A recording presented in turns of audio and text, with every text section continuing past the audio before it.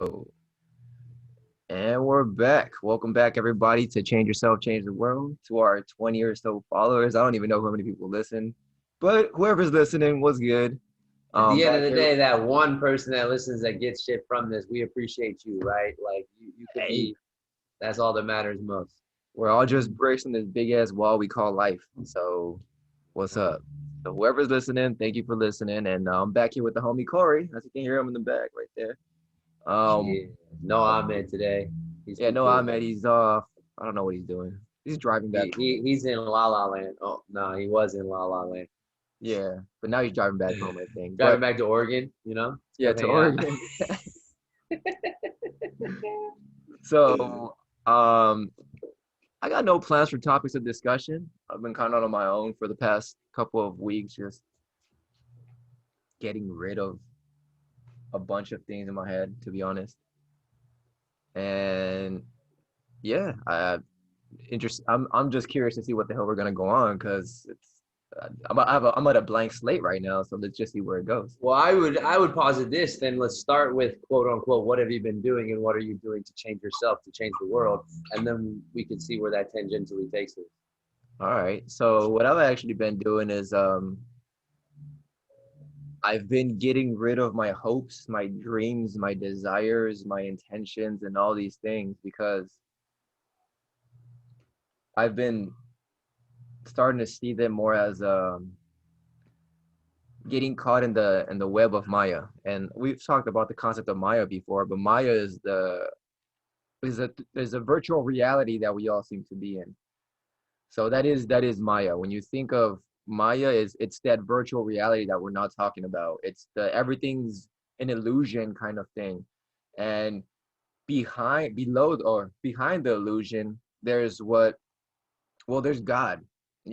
That's the simplest word you can come up with. There's Indian Hindu terms that we can start talking about, but I suck at memorizing those terms. But the easiest concept you can think about is God, source, energy, oneness. These are all things, and even in that realm, there's different little other realms.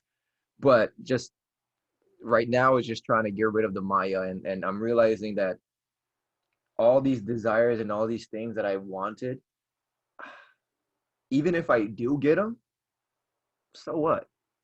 Even if all of them happen according to my plan, so what?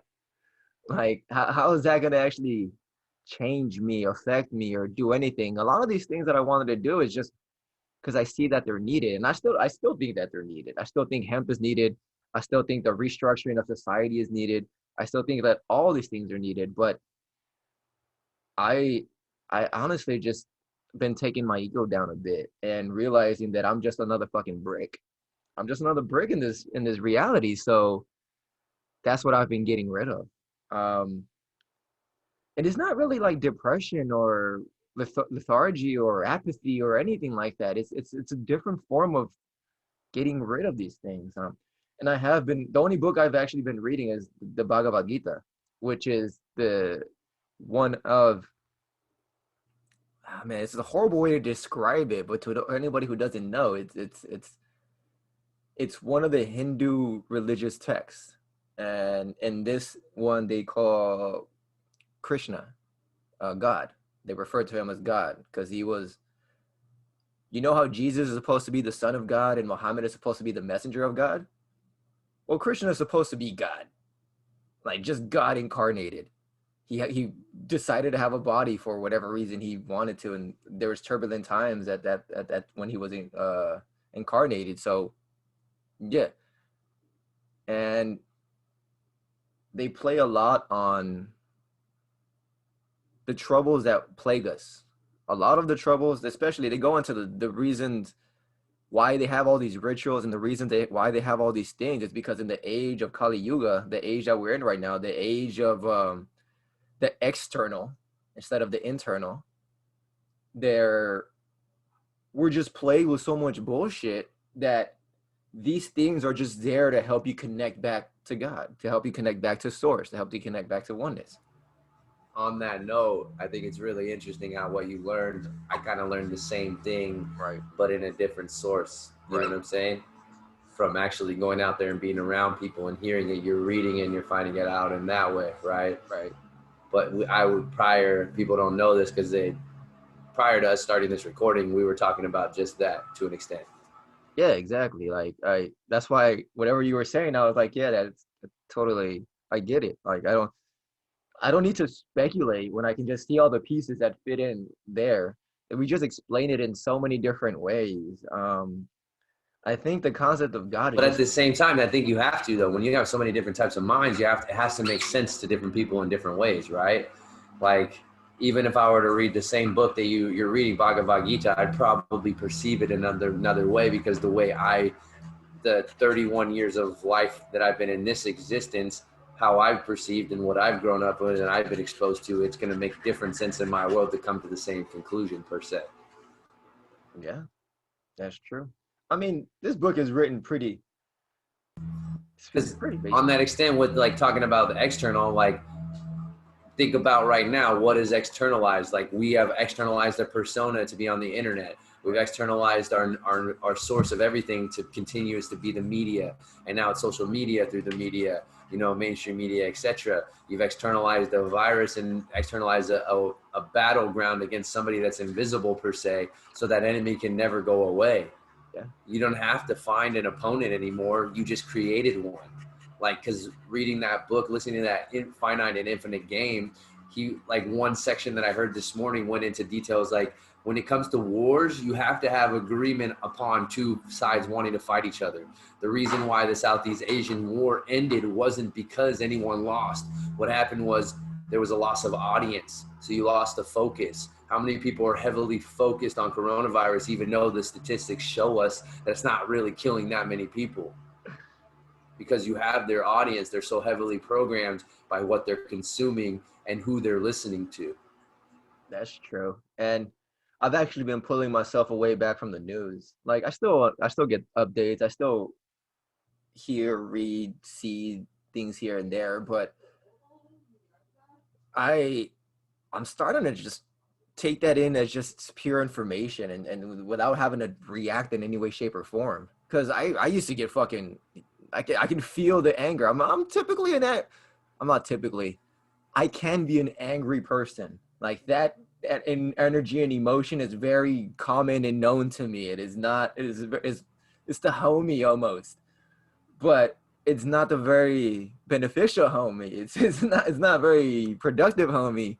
So I've been reining that back and I've just been taking it in. And instead of creating these stories in my head of this or that and creating more webs and more connections, I've just been like, oh, okay.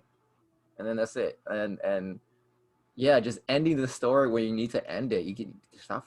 Yeah, that's one thing I've been Well, working because on as well. even on that note, I'll take it and spin it for myself, because whenever I read something or see something, cool, there's a section in a small portion, whether that's super valid or super incorrect or skewed or trying to get clickbait or what have you. But when I go out there in the world and I see around me, I don't see what they're saying. So Right. it doesn't really make relevance to my world. Yes, I am sensitive to people dying, but I also and I know that prior to this being the focus, there was thousands of people dying. And that's the one thing, is people are not understanding that mortality is our superpower. The fact that we have this limited time in this existence to actually make something or make some change for yourself, come here and work on you, level yourself up or what have you. And hopefully that, not that even that's my MO, but like maybe that influences others to become conscious of who they are. There was a joke I heard yesterday. It was kind of funny. Like, think about, like, even Adam and Eve, when they ate the apple, they didn't even know they were naked until after they ate the apple. And then, like, this guy said a joke. Paul Chek said that he's like, there was a standing joke when Adam and Eve went to first make love. Adams was like, "Hey, stand back. I don't know how big this thing gets," because he's never seen his dick.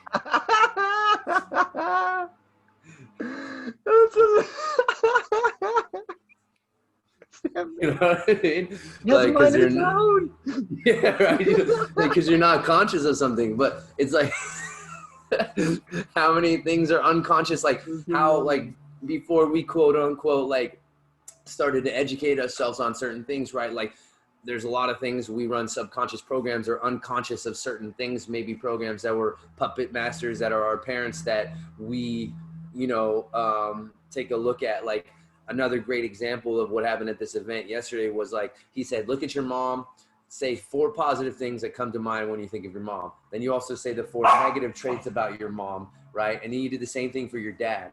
And what you do is you look at those negative traits and you start to see how many of those align to something, whether you lost a relationship based on one of those traits, whether you lost a job based on one of those traits, whether any of those things. More often than not, we kind of take on those programs unless we become conscious of them and we're able to shift them. You know what I mean? Does that make sense? I And it mean, was like mind blowing to an extent. Cause I mean, think about it. Like Bruce Lipton says, theta waves 2 to 7, our mind's a sponge. So we take in everything, right? Sometimes we even there's traumas. So we suppress them and we don't, unless we go to like actually put in the internal work, which most people, more often than not, I find people are reluctant to put the work in, but there are people putting the work in. yeah, there are. On that note with the comparison thing, like,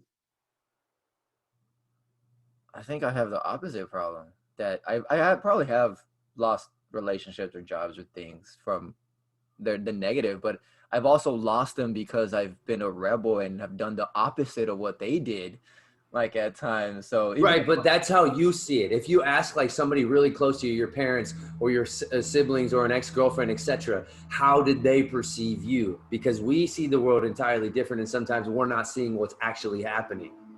that's true. I think I So see you what have to take a non-biased approach to where you ask them to give honest opinions on certain things, and maybe there might be some of those words that actually do play a role, and you're just unconscious of it. You know what I mean? yeah. Okay. Interesting. Yeah. Because I'm in the same boat. Whereas like I've always used fuel. My mom was 30 minutes late to everything. I'm early to things. Like I don't. My grandfather wanted me to be a doctor. I went a different route. My other grandfather wanted me to go to business school and learn about business. Now I run a business, but I didn't have to go to business school to do that. I've always, I don't know. I've always just done what people want me to do. I do kind of the opposite. I just live life and drum. I drum to my own beat. You know what I'm saying? Like, and Yeah. I think I have that's where I think we actually. come across paths. Like again, we'll take a step back and like I was the extremist and I'm say fuck it, let's go ahead and go to Thailand, and you know what I mean. You put the idea of going to Thailand, but I'm the one like gave us we just jumped ship, said let's fucking do it, roll out. I'm on that mood again. I'm on that Sometimes we mode just need that again. little shove. Yeah. Well, I'm about to shove myself into some shit, but let's I see where. am. I just have a business now, and I love the connections I've made. Because when we were talking about Mayas and dreams and illusions and getting rid of desires, on that I wanted to say, because most of the time when I find something like this is a dream I'm living right now, I've created my dream. But then sometimes more often than not, we're always searching for that next thing. That next thing's gonna be good. That next thing's gonna make me happy. That next thing, but we don't get to enjoy like, yo, right here, I created this. I live on my own in San Diego. I run my own fucking business. I go to do as I please, per se. You know what I mean? Like, Yeah, that's good. As you please. That's what it is. But sometimes I just don't know what the hell's gonna please me. Like, is it temporary pleasing? Is it? maybe it's easier to take a look at in that sense, is flip it at what doesn't please you. Because once you identify what doesn't please you, then you can it's, figure out what does a, please you. it's a long ass list. Actually, I it's not mean, even but that that long. makes the list of what does please you even sweeter and even easier to obtain then if it's a long last list. What the hell does please me? Comedy, laughter, healthy, nutritious food that doesn't give me allergies. That's pretty damn pleasing. Yeah. Dates. Fucking those little sweet little bastards. Those are delicious. Those They're are very so pleasing. nutrient dense too. I didn't know how nutrient dense they were until you remember what's his face? Our director, the Idris. Idris, yeah. When he would do Ramadan, he would eat a shitload of dates in the morning, so that way when he was doing Ramadan, he'd have like energy and nutrient dense foods to Those last things are him till the delicious. nighttime when he could eat again. Those things are delicious, dude. And when it comes to Ramadan, dude, I don't know. I don't get how people choose to fast by eating in the morning. that's just hard. That's just you giving yourself pain. Because the most intense fasting I've ever done was after I ate a mango. Yeah, Eating, bro, it's really fucking. I do much better personally if I don't eat, yeah, because if I eat, then that raises my blood sugar levels, and then I want to eat more, and then it just perpetuates more and more and more. Especially depending on what I eat for the first thing. you start your stomach up and then you expect your body not to be hungry. I'm like, that's intense. Just don't even start the stomach. Let it chill. Let it fucking just rest. But I think isn't it like a month long thing? So imagine trying to do 30 days, no, like a dry fast or whatever. That's Well, tough because they eat at night after the I sunset. know they do. They go sun before sunrise and then after sunset, but then they don't drink any water. They don't eat any food. Oh They yeah, don't do that anything water during thing the is day. a different beast. I mean, I guess you drink water in the morning. You have to drink a fuck ton of water, but then you get nothing the whole day. Yeah. That's an Well, interesting one. yeah. Maybe I should try it. That does sound interesting. I want to get into eating once a day, but that'll Oh, you probably be want to be on later. that OMAD? Yeah, one meal a day. I mean, it's gonna be a massive fucking meal. It's gonna be just like it's gonna be a feast. I'm already, I mean, I'll be honest, that's already what I do. I intermittent fast and then I eat a OMAD, one big meal, a smoothie, and one meal. Bro, Yeah, damn. Is it a smoothie and a meal at the same time? basically, yeah. Damn. That meal is like take a fucking baking tray, right? My meal fits on that baking tray. I'll send you a picture of that shit tomorrow. Yeah, that seems fucking huge. Cause yeah, I'm already eating twice a day, and that's cause I don't get hungry, and I don't like eating when I'm not hungry. I think it's a bad thing to eat when you're not hungry, just by habit or by custom or just by because it's Right. time specific time that you okay now it's my time to eat. I'm like if I'm not hungry, I don't want to eat. So Fair. I get into rituals, so like I end up eating the same time every single day. So like my body's already accustomed used to to it, it. and then it wants it, you know. But Yeah. I like when we were talking about Maya, I've bought into Maya. I've been eating a lot more, quote unquote, outside of my norm. I've definitely been eating more than I would like, or outside of my Right. nutritious intake that I'm used to, you know. But it's starting to me just needing to take a step back and truly loving myself in all forms, right? So even if I'm not happy with my aesthetic or my nutritious intake, etc., just Yeah. embracing where I'm at and continuing to just push forward from there. Yeah, there's no need to be negative to yourself. I mean, if you're gonna eat, fucking enjoy it. Right, Might as like well when not you told me fucking back in the day when I quit smoking the last time and you were still smoking, you're like, and I can contemplate smoking again. You're like, well, if you do, just don't beat yourself up for it, you know. I mean, that's basically it. Like, and It's tough, you know, because it, at the end of the day, whose critic is it? Me really critiquing that, or is it something that's programmed in me to make me think that that's so bad? Because why do I think smoking cannabis is bad at the end of the day when it's like done so much good for me? I don't know if it's that subconscious program saying like it's kind of like a drug, like any other drug. It's terrible. Why are you doing that? You know what I mean? So then like it's almost like I don't know, because then because I know as far as myself how I show up soberly to a session. If I get high before a session, I just feel paranoid, like they're judging me. I'm different. I get all quiet, like it's way different, you know, yeah, because coaching is a different scenario. Like you show up high to work, you know what I mean? Like everyone thinks I'm high, they all know I'm high, blah, blah, blah, blah. But that paranoia is like really what yeah, dude. makes them know you're high. I've had that when I was teaching times too. I was like, oh, these students know I'm fucking stoned. Oh shit, what is going on?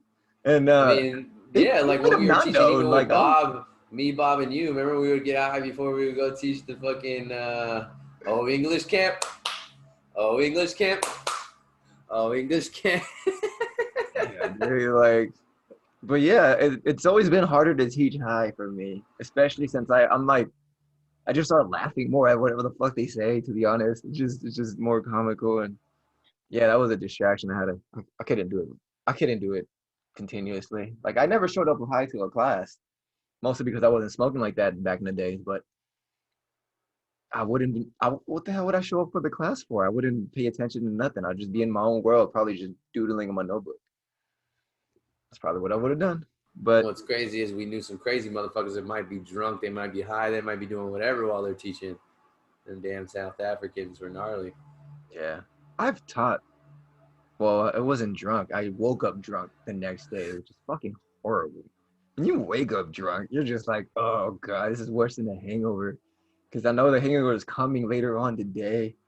Ooh, that makes me think of Tar that day that he fucking woke up throwing up and then he had to ride his bike to go to fucking teach and he was still throwing up and he's still doing all that shit on a weekend. Hilarious. I mean, that's just Thai style though. I don't really see that. Definitely. I don't think they Huh. were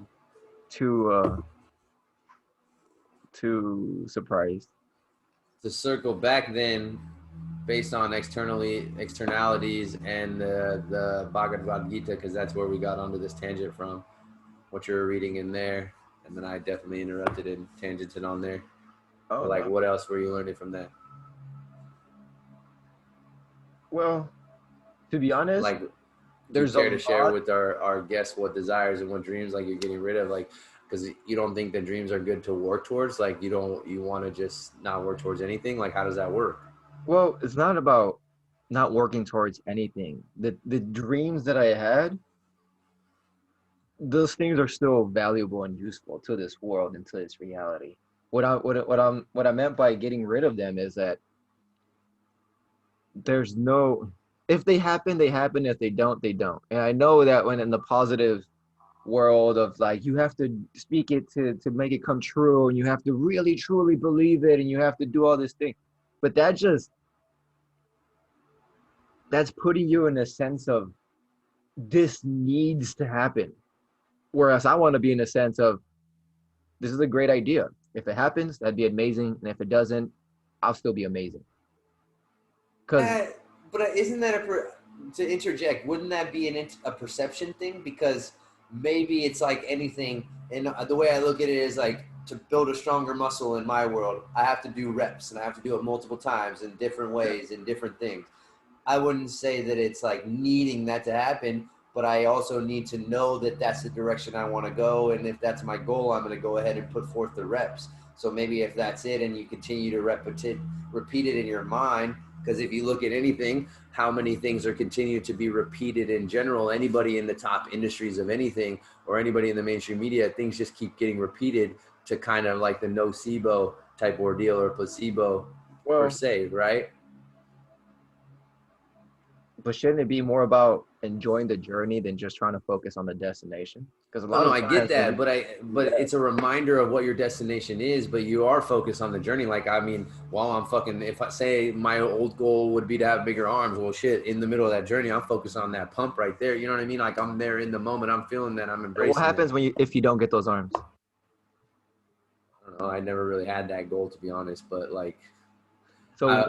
well, I'll say what in my first journey, like when I first started fitness, I always wanted a six pack or whatever, and I got that right. And then I knew how to keep that and maintain that and just do that. So then it was like, okay, on to the next goal.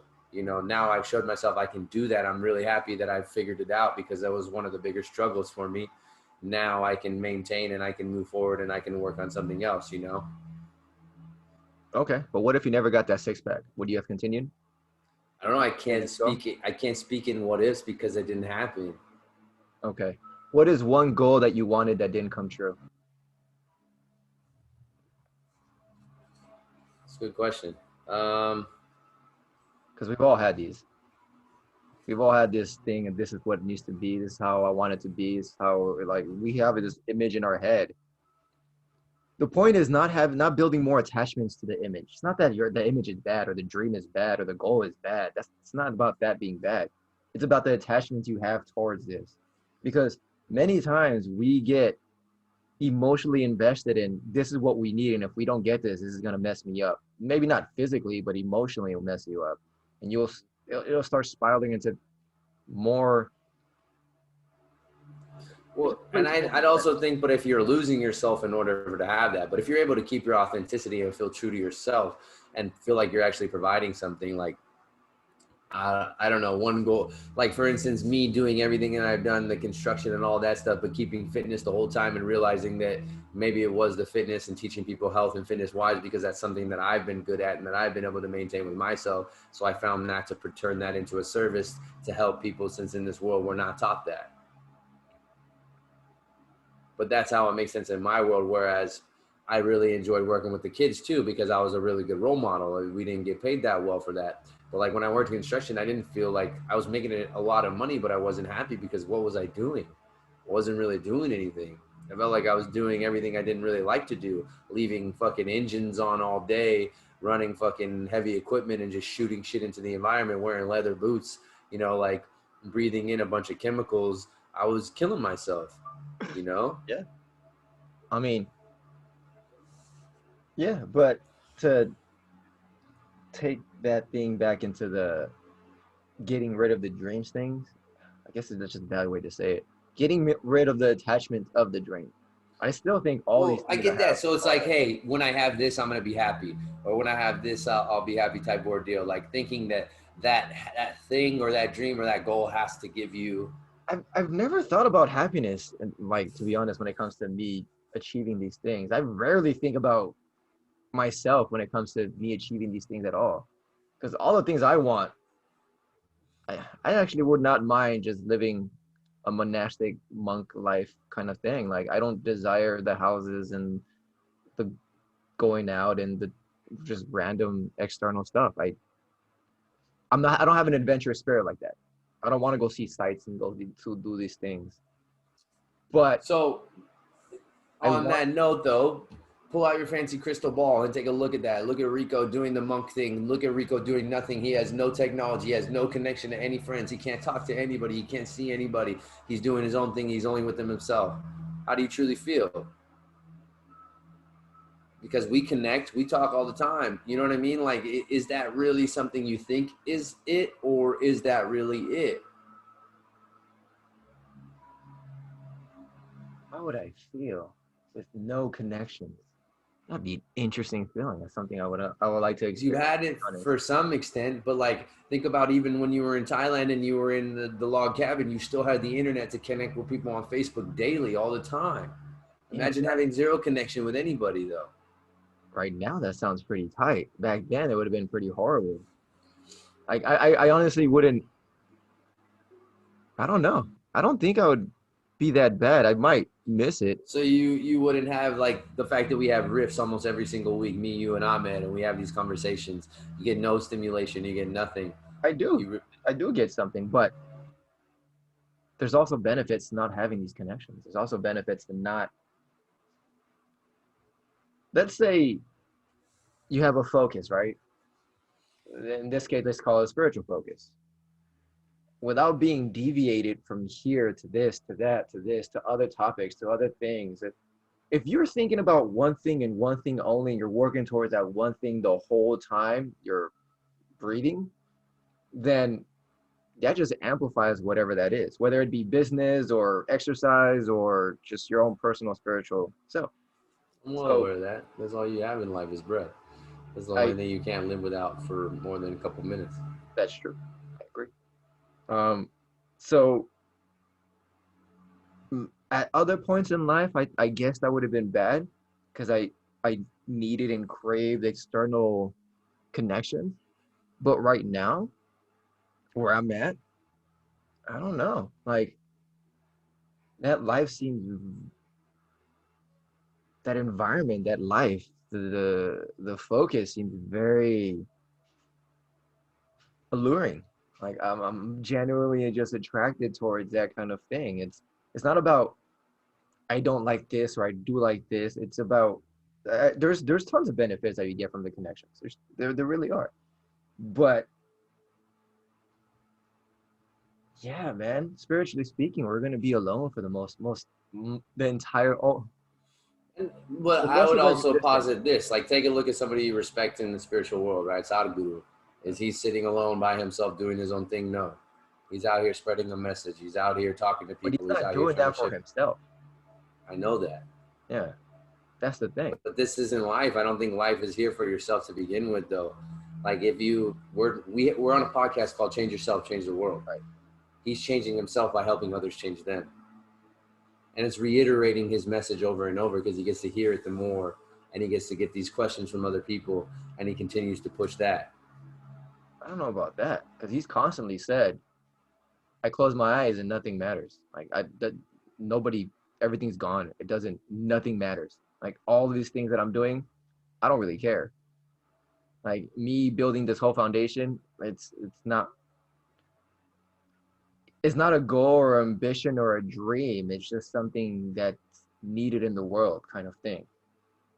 And it's not rooted in his need, desires, or intent. Like his personal thing. Like they just go by what he says. There are no thoughts running around in his head. He doesn't have. They don't have monkey brains. Most of us do have monkey brains. I go ting ting ting ting ting dot dot dot dot dot connection connection connection, and sometimes it's good, sometimes it's bad. Many times it's just running around. But people who are actually, let's call them, for lack of a better word, enlightened, they don't have that monkey brain going ting ting ting ting ting. They they're just there. You call it just being, okay, just being, but he actually makes fun of the phrase just being, but without the internal dialogue and the monologues that we all have. Like the only time I've ever reached that state was in some kind of shrooms, because I had to stop all these thoughts because there was just too much. It was just too much information, too much things, too much noise going on. So in order to cancel out that noise or to stop it, you kind of have to limit your thoughts and focus them into, well, the breath. The breath is the perfect way to focus your thoughts. If you're not thinking, you're just breathing.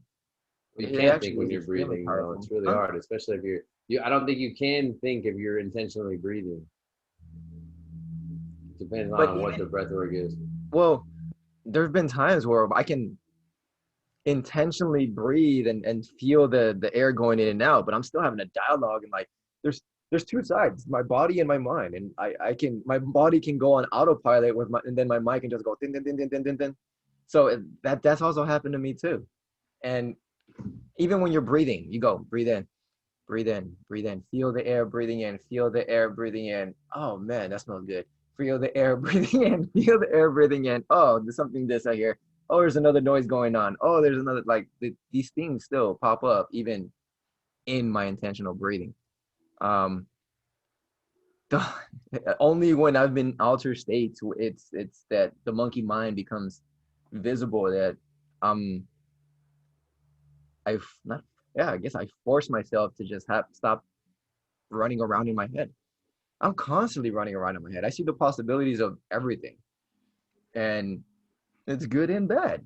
And sometimes it's just me wasting energy. So yeah, so bringing it back to the retreat thing, I feel like I think it'd be a very good experience for me. Whether it's no, good is a bad word because it implies bad. It'd be a very beneficial and productive experience for me. It's probably going to be filled with good and bad, but it's going to be beneficial and productive. And then, yeah, I don't know where we kind of went from that, but that I think, Well, because at the end of the day, I asked you to look at the crystal ball and imagine you're doing that right now. How do you feel? You know, like imagine walk me down the line a year from now when you're doing that. How do you feel? What do you see yourself doing? And then walk me down the line 3 years from now. What do you see yourself doing? laughing. The only thing I can say is just smiling and laughing, just walking down a road, just smiling and laughing, semi blissed out, because you can't walk when you're completely blissed out. Because we've been around monks or whatever, and we've seen them, and even them were human at the end of the day. So you Those, even see that. a lot of monks that we've seen are, I don't even want to call them monks. They're in the robes, they're in their attire, they're supposed to be doing these things, but are they really? How many of them are really trying to get to Buddhahood? I'm just questioning here because a lot of them are still eating meat and still eating stuff that clearly goes against whatever the teachings say. And in most religions, dude, in most, no, in most East Asian religions, meat eating is not. the thing you're supposed to do. You're supposed to be a vegetarian. The thing that gets me at the end of the day is when we read books, right? We're not alive during the time of real Buddha. We didn't see what Buddha was really doing and what he was doing. You have to hear it in books and you have to see it there. We weren't able to see it firsthand, nor, well, maybe we were, we don't recollect it. So it's all hearsay and it's all written by an individual or a human of some sort. So that's where I get confused in that, to follow any one book or any one anything, but not to really see the person living it. Like even Sadhguru saying he doesn't have something, but at the end of the day, like the only way to really test this is like we have to take his word for that, but we don't really know. You know what I mean? And we live in a world that's externalized, and we do have to make money and we do have businesses, and then that's how this world turns, right? So how much of that is fabricated, how much of that is legitimate, and how much of that is genuine and authentic? I mean, that's the same questions for everything that comes into your reality. I get that, and that's where I like that's why I say my mode for you is, okay, well, you look into how can I do this for, okay, find a retreat, do it for 3 months, really see if that 3 months falls to you, really see if that years, and then you perpetuate and you do that more. The only way to really do it is put thoughts into action and see what those actions really align with the thoughts you think that they're thinking, you think that it's going to do for you or what have you. But then again, that's still going into a preconceived notion that that's going to do something for you. But you're called to it. If you feel called to it, actually try it, make an attempt and see what that does for you. You know what I mean? Because trial and error is the only thing that really works in this life. Yeah, I think that this workout might work, or I think this program might work for this person. Then I go try it. I see them doing the movement in my head, and then I have them try to do it. Oh, they can't do that shit. You know what I mean? Or whatever. Because nowadays even me, like I I like teaching people health and fitness, but at the same time, like what I find is there's a lot of people, to get people motivated is very difficult. So if I can find the group of people, maybe I have people that have the light in them that want to coach other people. I'm starting to take a look at like, okay, well, who do I want to work with? People like myself that want to help other people. So if I can help those people help other people, that helps me, because I don't have to deal with the negative. I don't have to deal with the certain thing. Well, okay, sorry. I don't have to deal with as much difficulty in pulling teeth of regular people trying to make a change in their lives, when I'm already helping people that are already kind of on the route to change. They change themselves, they're trying to help others. You know what I mean? So it's just a more evolved version of kind of what I'm already doing, and just reconfiguring who I want to approach and how I want to go about that. Because like, how can I provide more value for people that appreciate it a little bit more? Yeah, I mean, it just sounds like you're trying to preach to the choir, which is something that I've been on for the past couple of months. Because I'm like, people don't want to fucking listen, dude. Like, even you can give them a pile of gold if they do this, and they still probably won't do it, and they won't continue whatever the good idea or the thing is. So most, I'm generalizing again. A lot of people are stuck in their ways, and they don't want to be unstuck. They don't want to be unstuck. I'm gonna keep going at this. Like, they are Mm-hmm. comfortable in the shithole. Like, whatever shit I show they're think doing. also they're running a cycle. I don't know if they're comfortable per se, because especially now, if anything got brought to light and you look around you, these people with masks on don't seem comfortable. They don't seem happy. They seem scared as fuck. So I don't know how comfortable they really are. Comfortable, not in the sense of like they're enjoying it, but comfortable in the sense that they're not gonna change and whatever. Complacent, maybe? Is that Complacent. it? Okay, complacent would Okay, probably be a better word than comfortable. I call it comfortable because they're not willing to make themselves uncomfortable. If they fair. do start changing, if they do start questioning everything, then that just means they have to question everything else, and that makes people extremely uncomfortable. So Of they're course. Well, complacent because because they don't want to be that uncomfortable. goes to the beginning of this conversation. They're unconscious of certain things. Yeah, What they're conscious of, they're cool with. Because once something gets brought to conscious, you're kind of under the obligation for yourself to, now that you know this, to actually do something about it. you can't unsee. Otherwise, yeah, exactly. Otherwise, you're kind of gonna end up suffering, right? To an extent. Like, it depends on its context at the end of the day, right? Like, someone said yesterday, it's like awareness without action is suffering.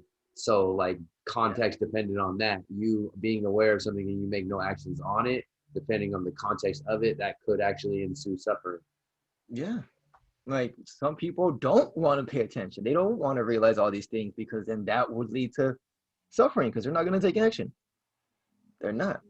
And it sucks though, because even when you do start taking action, they're still suffering because there's a lot of other shit that comes up, and then you're constantly having to change and adapt. And It's yeah, almost similar to right now with coronavirus or with this pandemic and like people not wanting to be aware of how they can actually do something to help themselves. So they want to make everybody else feel bad so they can continue to live their life and get mad at you when you choose to educate yourself or be informed and we're insensitive, etc. And now I'm a murderer, not me in particular. Like if you don't wear a mask, you're a murderer because you don't care about people. But no, it's not that I don't care about people. I just know enough about the information that I look more into it than you do. I'll wear a mask in a building that forces me to wear a mask to go in there because I'm not going to cause a commotion. But if I'm walking around outside or if I'm doing something, I'm not going to wear my mask 24/7 like you guys are. That makes no sense. yeah. Like, It people are at different levels, and there are different conscious levels of all of these things. A lot of these people are just afraid, like we were saying. They're just afraid, and being afraid makes you unconscious of everything, dude. When you're afraid, you don't want it to happen, so you're just like, no, no, no, this is no, no. And then that's kind of how the hell they're walking around, except they're like, no, no, like that, they're covering their mouth. Like, it's just afraid. And to be frank, like, we know that most of us have already come in contact with the disease. I know I have already come in contact with people that have this disease. You know what I thought? Okay, cool. Now I can just build up my immunities. And like, this is great. This is great. I don't fucking spread it out. Oh my gosh, someone that I know was in contact, it had this, so now I probably, like, no, man. I know I've been told by a few people that they've been exposed. I've been around people that test positive, and I don't really further that information elsewhere. I just kind of You like, no, okay, you don't. Like, like, okay, that's cool. I mean, you good, right? Yeah, we good. Like, then we all good. right, So exactly. that's all we need to do. We need to just realize that we all good. But a lot of people are on this fear mode, and this fear mode is they've been attaching themselves too much to the damn news and to everything that's going on around them. Like you were saying, man, I walk around, it's not like they're saying my neighborhood is not this chaotic mess of this and that and this. No, it's fucking, it's a suburb. It's chill. It's peaceful for the most part. I mean, there's a fucking rapist, I think, around here, but I live in a very sexually offender prone area. It's just the reality of what it is. But for the most part, it's extremely fucking peaceful. Yeah. It truly is. And I think it's an illusion of peace because at any time, if a little thing just goes out of whack and out of balance, shit can just burn. Like we saw like a couple months ago when things were literally burning in a couple places. But this illusion of peace is still peace right now. Everything is still okay right now. Like everything is still kind of flowing right now. Is it going to get worse in the future? I believe so. And this is why I'm trying to leave Oregon. But that's just me planning out the future, me seeing the possibilities of what could be, and determining that this place is not the most conducive to my growth in many ways, and personally or business wise or any other kind of way. Right, with even like the most, especially with the way quote unquote California was handling things, right? How it was politicized to the point where now all of a sudden outdoor dining, these things are back open, now that the election stuff has calmed down and everything like that. It's like, oh, but it wasn't political. But to my, like, people are putting things about like the numbers in change are actually worse in the ICU or what have Yeah. you. Try not to feed too much into that, but it's really interesting. Democratic states actually now start to open up. They've also changed how they're counting the PCR test. Like they've actually changed the PCR test itself and realized that they were getting a lot of false positives. So like the first thing was a death. Oh my gosh, look at all these deaths. Oh, I'm sorry, we counted too many people. Let's edit these numbers. Then it was a PCR the test. Oh my gosh, look at all these cases. Oh, I'm sorry, we were counting it wrong. And they're like, ah, oh, God, dude, it's all a fucking, it's a game. It's a game. Forget the game. It's a show, and It is lots of though. people are following this show. They have Like a big audience. That goes back to what I was saying earlier. The audience. The yeah, longer you can keep people attention, where attention goes, energy flows. And how many people's attention is on this said subject? on on a not on a little bit of a tangent here, I think if any true revolution was going to happen, you would have to target the media. Before you target anybody else, you'd have to target the media. And you don't have to target them by actually becoming violent with them, but just a little bit of blackmail to the people saying the news, to the main newscasters and the anchors. Be like, look, I caught you with your 4 side chicks right here. So if you start spreading any more of this nonsense, we're just gonna let all this information go and cause a chaos. Like you don't have to get violent with them. There's other ways to manipulate people that it doesn't require violence.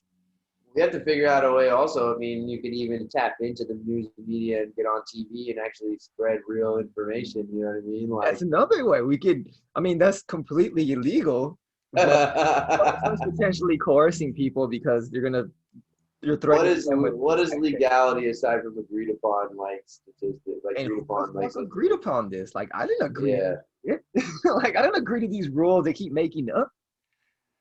And it's just gonna get crazier because the beginning stages of packing the court, the Supreme Court, have just begun. So for anybody out there actually paying attention, be aware of how many Supreme Court justices we have, because if they get more than 9, yeah, we're all gonna get fucked royally. Not right now, in a couple years.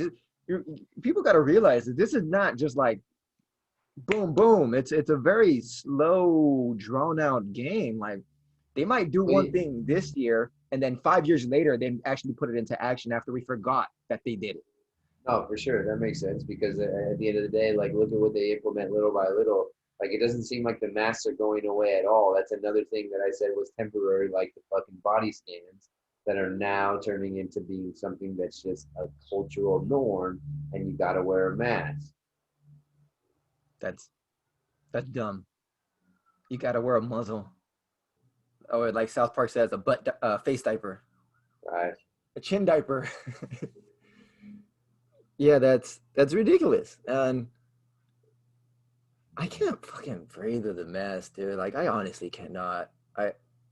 My allergies act up if I'm breathing in my own breath and my own like you're breathing in your own exhaust, people. That does not sound very smart. Now they're saying 2 masks, 3 masks, 4 masks. I heard that was kind of a joke. Someone said that like there Are was an you sure? Because interview. some of these places look legit.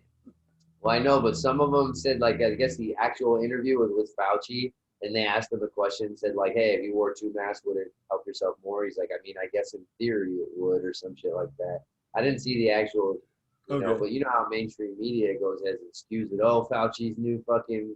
I don't know though. See, I didn't see the actual interview, but I mean, it's like the same thing with like, let's take a look at Donald Trump. Well, I hear that bleach or Clorox kills this. Should we inject everyone with bleach? You know what I mean? Like, or whatever he said. He said disinfectant. Disinfectant, okay, bro. And he was talking about UV treatment, which is Oh, fair. actually a thing, dude. Like literally they treat your body with UV light. That makes sense. Yeah, yeah, Yeah. so he wasn't just he was kind of making shit up, but he was referencing some actual shit. Like that, there is actually a way to clean yourself with UV light.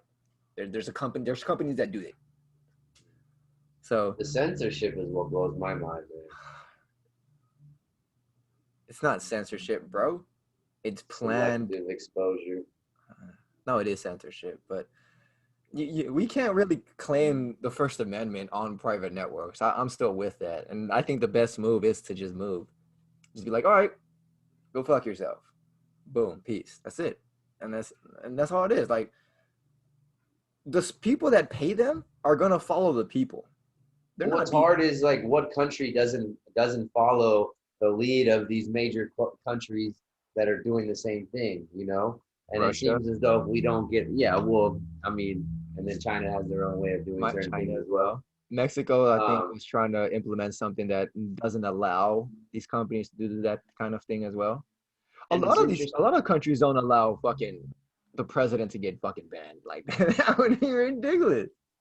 Well, the way I look, no, I mean like in general, like not buying into the system, doing something differently. Like anywhere you go, for the most part, like these third world countries take a look at like these other giant companies' leads, right? They like kind of follow their lead in the same sense. Um, Yeah.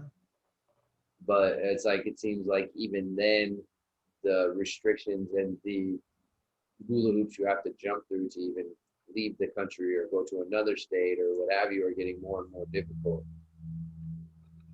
They're Yeah. adding more and more stuff to it.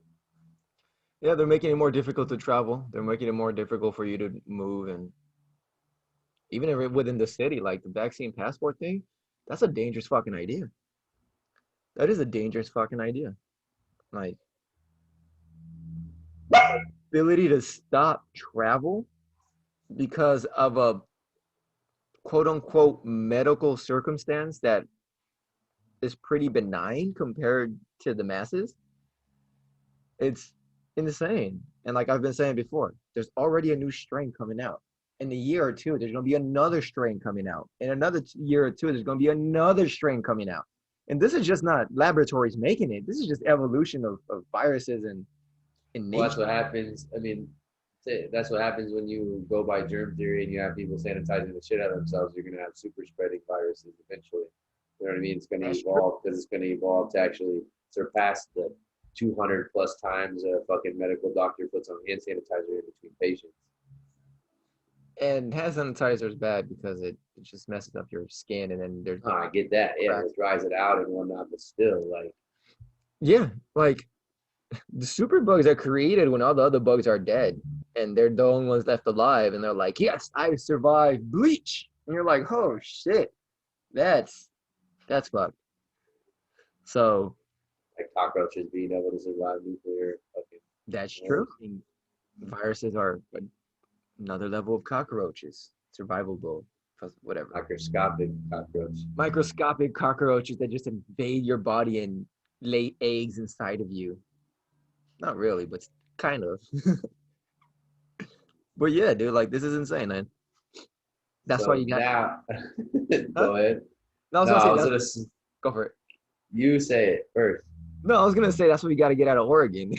Oh, fair. We do. To circle back now to you actually doing the retreat, because this is how we tangented this Oh yeah, okay. time. Yeah. Um. So the only thing would be again, oh, because yeah, then I got into what we talked about with Buddha, and I said everything's kind of in a book, and like we weren't alive, or we're not alive right now when if the Buddha's here, how would the Buddha perceive things? You know, what would change with what's going on in comparison to what was happening then, because everything is externalized. We do have a shitload of technology. We don't know how a Buddha would act within technology. You know, like look at even the Dalai. What's something? Oh man, I heard this book recently, like The Art of Asking, and it was like said something about like imagine that somebody like how we get so upset about internet trolls. If somebody came up to the Dalai Lama and called him a murderer and he said X, Y, and Z and he's terrible, he's a horrible being, he's lying, he's playing a facade, he'd kind of laugh it off and just share compassion because it's just himself. He knows, you know what I mean? Like, but do you think the Buddha would have an Instagram? Do you think the Buddha would have Twitter? You know what I mean? Like, would somebody be running it for him? That's where I'm at in that sense. Would the Buddha have? Uh. Kasada Guru has one. He has a Facebook, whether he runs it on his own or not. Yeah, he You're does. I don't you're think he in the runs it. industry. He has Twitter as well. I There was get actually that. there was actually a comment or someone from the foundation kind of snapped back at someone. And it wasn't really mean, but they were just really sarcastic and kind of it was hilarious. But when he found out about it, he was like, I didn't know you guys were spitting such good stuff in there. Maybe I actually would take a read at the Twitter now. Like, because and well, how he says it all depends on circumstance.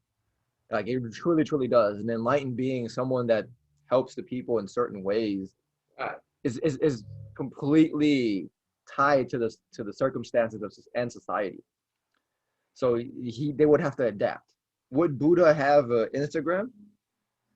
Maybe, Because he probably would have a but team of not before other. he became a Buddha. Like, because there were times where he was just an ascetic and he was going and wandering the forest and the jungle and just begging for food and that kind of stuff and not eating for a long, long period of time. So maybe Yeah, but I don't after know if like you would have that. You nowadays you don't have that.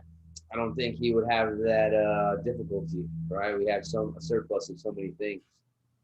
actually it'd be more difficult because back then they'd be more willing and likely to, well, Southeast Asia, they'll probably still feed a lot of spiritual people. They still Right, because they still everywhere we feed the went, I monks. mean, even if the monks would get fed like anywhere. Yeah, but back then that actually was more of a custom. Like they'd invite the monk into their house kind of thing. They'd invite them to stay, and the monk would probably give them, like, bless them a little bit, or like give them good vibes at Because least they or wonder, something. I mean, it's the same thing. Like usually people want something from them, right? Like same when they would invite us into their houses because we were Westerners, you Yeah, know, and like it's a we could teach trade. them something. Yeah, for the It's a most part. trade. It's a trade, but that culture isn't as prevalent. Like it still is. Like there's still tons of people, but I think it's only. It seems like there's a lot of it because there's a lot more people. But yeah, I don't know. Thailand's a bad example because they always feed the monks. But They feed people in general. I mean, it looks like, I mean, fuck that's the Thai true. people. At least when I was around, the Thai people, like a life is better than no life at all. Like they wanted to feed us even when we were making more money than them. And like that Yeah, shit will always stand out to me. Like yeah. I don't know. That shit is boss level stuff, dude. Like I respect that kind of behavior, and I'm with that. Like that's cool. That's a good way Yeah. to live. Giving was not, they didn't look for anything in return, at least in the areas that we were living for the most part. Maybe We they lived just more in wanted. the developed ones like Chiang Mai. I don't know how that was, but I think the Isan area was way different. You would have to get out of the cities, to be honest, because the cities become a little more corrupt and Yeah, well, because you get fucked over by people that come to you too. Like tourists probably fuck people over left and right yeah. because they want to. Like we were fucking gutsy and we're like, yo, put us in the rural, put us in the nitty gritty. That was We didn't want city life because we thought it was gonna be comparable to fucking American city life, yeah. but it's not. It's still city life in another country. It You is. know. It's a different kind of city life. They still have a different kind of thing. But the closer you get to the major cities, the more debauchery there is, the Well, more especially Bangkok, man, ah, dude. the capital. That shit was like terrible. It's a concrete jungle, dude. It's a concrete well, it's still a jungle because it's hot as fucking humid. So it yeah, I still don't like Bangkok very much. Like It's my least favorite city, man. yeah, I at least liked Pai. Pai was my favorite for the most part. That the shit was fun. Chiang hippie Mai and town. Pai. Yeah. The hippie town was tight, dude. Like that That was a lightning hazy storm. day. All we did was get high and eat good food and walk around.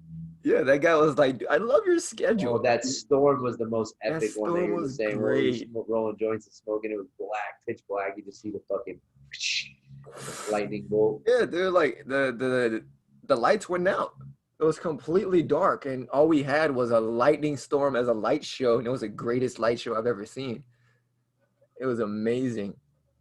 Oh man, good times. That wind. I remember trying to hit a pipe with wind, like 40 miles an hour wind. It's like I'm over here trying to hit a pipe, and it Man, it works makes me sometimes. really. I kind of well at that time I wasn't as heavy. Like I've done LSD at Machu Picchu, so I just imagine like what it would have been like to fucking be on acid or mushrooms while we were fucking. We never because That when would be we dope. drank that mushroom shake in Laos, I remember we didn't really feel much. Now that I'm thinking about it, I heard that noise, and that was might have been the beginning because I've heard that noise again, like recently, and I'm like, oh, maybe I did get something that day. It wasn't a visual It thing, was but it just was very. like, They probably put in like some nothing, like hardly anything. yeah, Those things. it was hardly anything, but it was a light. Now that I'm thinking about it, I'm like, shit, just reminding myself. Good times. But yeah, good times in Southeast Asia. We could I have took like a the tab of area, dude. acid and It's went to fucking what's it called? Siem Reap. We would have been at that area, but like one of the yeah, we need to go back to that area and probably I like think more evolved this time. We're at a yeah, different stage evolutionarily than we were then. I'm yeah. still plugged in. I mean, I'm still kind of plugged in, but I think that my spiritual journey, I'm a little bit further. I think that area will be completely different now. Like I think we'd go Should slower. though. We the way we perceive the world is way different, right? That's The true. exposure of things that we've been exposed to now, the way we see the world is different too. That's true. We also went out there on a whim on fear. I mean, fear is what controlled me wanting to get out of the United States, especially. Yeah. Huh. Interesting. Interesting. Fear of the direction it was going to go, and then that direction, I little did mean, we know, it was going to take that many years to finally almost be implementing now. exactly. Like we were right. We jumped the gun a couple years. Well, because yeah, because I'm an extremist, I'm pretty impulsive, so I know that the United States, I guess they know, or whoever's in power know that they can't just implement something like that unless they're Right. China or Russia. Right. Like that's why I said all these plans, all these things they're doing right now isn't for right now. It's gonna be for later on We down have the too many road. freedoms. Yeah, because people just keep willingly giving their rights that were granted on this from the Declaration of Independence and the Constitution, etc. Because I don't think enough people know about true history. And again, we're not around during the time of when that happened, and humans get so forgetful. Our attention spans aren't shit, especially with TikTok, with Instagram. Everything is just taking our attention left and right. We So then when it comes down to actually using mental energy to try to actually grow or look at the world from another perspective, you're so burnt out and or you're so convoluted because you have so much selective exposure based on whatever algorithm they're running on you because they're collecting more information and they know more about people than people know about themselves. I've actually recently read a little more on the Declaration of Independence and the Constitution itself. They were pretty fucking smart. They might have been some racist white men, but their ideas were on fucking point when it came to how governments could evolve to become tyrannical and the checks and balances they made in order to not allow that to happen. Right. I They wonder how much has really changed aside from technologically advancing based right. on people are still the fucking same as they were then. You Yeah. just changed the times. I Yeah. wonder if we just keep repeating history and it keeps repeating itself, Yeah. cycle, cycle, cycle, cycle, cycle, It, cycle. history does repeat itself, bro. Like it truly, truly does. And that's because most people don't don't even learn about history, whether it's biased history or real history. Like we'll never really know the truth. We're all just getting perspectives from one side or the other. But most people don't even get a perspective. They're just action reaction, action reaction, action reaction, not noticing that this is the same fucking thing they've done for millennia. These are the same kind of policies, the same kind of moves, the same kind of bullshit that they, meaning the people in power, anybody who's in power, have been doing these same fucking moves. Right. They've And the read the same names books. change and they shift because more people make more money and power gets lost left and right. And Yeah. I mean, right at this point in time, humanity has the potential to change radically for the better or for the worse, almost instantaneously. We don't because we're slow and we're humans and we kind of hold on to the old and shit. But But we're also not in the in crowd too. I don't know what it's like to be a part of an elite family, so we don't know what they know more than us or what they have more than us. Like that fucking meme that blew fucked me up the other day that I don't know if I read it in our group about like that ton of light at the end of the tunnel is just you coming right back out. Because I've thought about this and being reborn and whatnot. But what if they have okay, well they have like bodies already piled up, like they have a farm or whatever, like the Matrix, and they know how to get the soul back into whatever body they want. So then they just reincarnate and then they re-educate and they I reprogram mean, and get you right back to where you're up to speed. that's not uncommon because that's exactly what the Dalai Lama has done for, or if you truly believe in it, that's exactly what the Dalai Lama has done. And other enlightened beings, the Bodhisattvas, are the people who choose to come back into this earthly realm in order to help progress them spiritually. So they we all So then they have you got to look at the other side, right? yeah, Where there's so demonic beings that are also doing the same thing. yeah, we can assume that demons can do the same thing and that demons can follow the family bloodlines as well. Like I don't fucking say no. I think everything and anything that's possible probably is kind of already there in one way, shape, or form. Like I don't discount any kind of crazy theory, except for flat Earth. Flat Earth is a Then I heard something that really made sense. Like, don't be so open-minded that your brain just falls out, right? So you still yeah, want to have some sort of ideas and right. believe in something. Yeah, I mean, yeah, the flat Earth thing, I just can't What do you can't. mean? We're on top of a turtle. But that's still not flat Earth. That's turtle Earth or something. Well, all right. Yeah, so it's Well, still not flat Earth. show me the curvature, bro. I can't. It I looks like physically cannot. it just dives off. And if I was on a boat and I sailed, and it looked like it would just continue to just dive off. I Show tried to me sail to the end of to the to that edge. to that note. Show me the end of the Earth with the space. Like Well, if you I take want a I look want at to a see like map Niagara and you Falls. look at how the United States, so if I went all the way, We're surrounded by polar ice caps, bro. That's what it is. And they're melting now, so we're all really gonna fall off the Earth because hey, you get to the rim, and really what you're running into is ice cap. That makes sense. yeah. I've heard that. Yeah. I mean, yeah, why not? Sure. But Huh. anyways, So besides then flat you Earth, don't. So on that with the Dalai Lama thing, you don't. So then what? The Buddha decided not to reincarnate. There wasn't going to be another Buddha. Like, how does that work then? These yeah, deities, like Jesus. they people who are truly enlightened can decide to not come back. Yeah, because Um, think about that. Like, if Jesus was reincarnated, or if the Buddha came back, we're in the day and age that even if they said it, we wouldn't believe it. right? We put them in an insane asylum. Yeah. They wouldn't call themselves the Buddha. Buddha is a term. It's a terminology. It's a person Yeah. with stable intelligence. So the original Buddha, if he was to come back,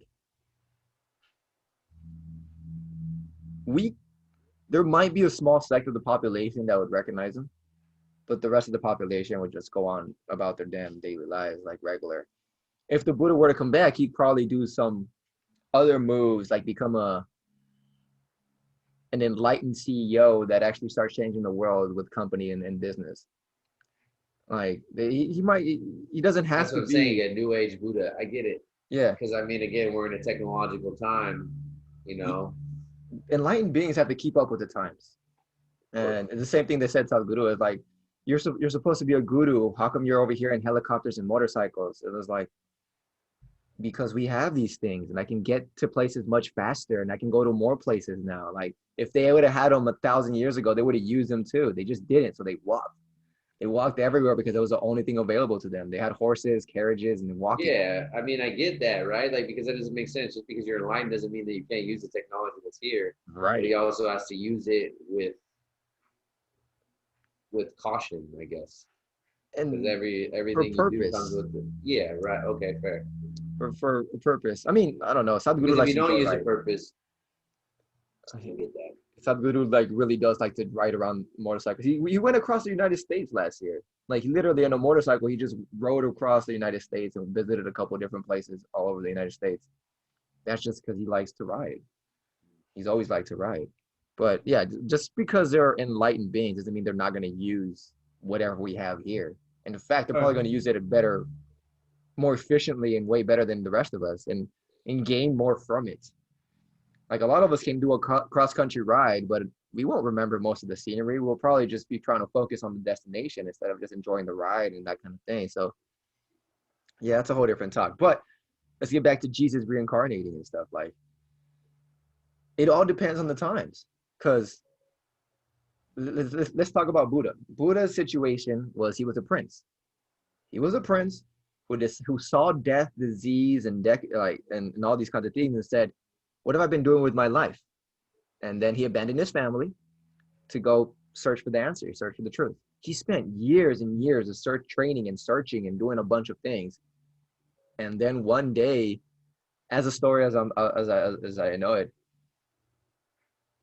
he kind of decided that he wasn't gonna get up out of this like away from this tree. He was sat down underneath the tree and decided that he was not going to get up until he became enlightened. He was gonna die or become enlightened. And that's the kind of level of commitment one needs to have. You need to be able to take that leap, essentially. If you're not ready to just let go of everything and everyone and just exist in itself, then you're kind of not ready. So he got to that point. He did become enlightened. And then he started slowly conquering the world in his own way. Because he could have conquered the world as an emperor, but he decided not to. He actually conquered the world spiritually, and that kind of way. So Right. Jesus, Well, on that the makes other sense hand, because do you add to what's already happening? what Because happened? as an emperor, you have to. I mean, even do you add to what's already happening? You know what I mean? Because as an emperor, you're gonna have to kill people. You're gonna have to do certain things based on this construct to keep power, because that's how power works. That's true. Like he couldn't have done what he did as an emperor. He couldn't have conquered the world. We probably would have forgot his name by now because there's been tons of emperors we have no clue about. So he had a bigger impact this way than he did the other way, and that's basically all it is. So I was thinking about this yesterday, and everything we do and everything we choose to do and say and whatever. It's all binary. It's literally one or zero. You either do it or you don't.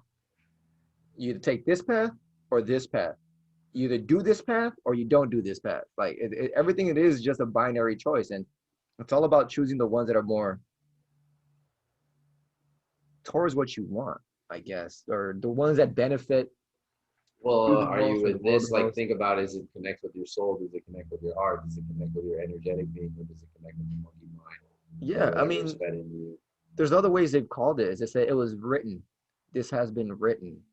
Yeah, no, It's that's been written in the stars, kind of idea, and it's been written in this book, or like this is your predestiny. The idea of predestiny is also tied to that as well. but then that takes away from free will. But does it? If it's something that you really wanted to do and it benefits you the most, and it'd be connected to all of your thing, even if it was written before, wouldn't you still want to do it? I don't know. That's context Or would you just dependent. be like, no, fuck that book. I'm gonna mess up my life. Well, I mean, but shit, like, do you think? Well, that's a tough one because now we have weapons and we have certain things like this. So, like, somebody just pulled up on you and they fucking shoot you in the head. Like, you think that was written? I mean, I get so confused and conflicted on that. I mean, yeah, that's a really hard thing. And the only thing I would say to that is like, okay, maybe this lifetime leads to another thing in the next life, but then that includes a whole other level of beliefs and other things to go along with that explanation. So to those, maybe your death was foretold and written that you were gonna get shot by a Glock 13, like whatever. Because And it's really interesting, even now, like taking a look at like how we see problems in the world and we want to fix those problems, right? But not everyone sees the problem in the world and not everyone cares. Even if they did see the problem, but they really want to try to take on the toll of trying to fix it in any which way or form, right?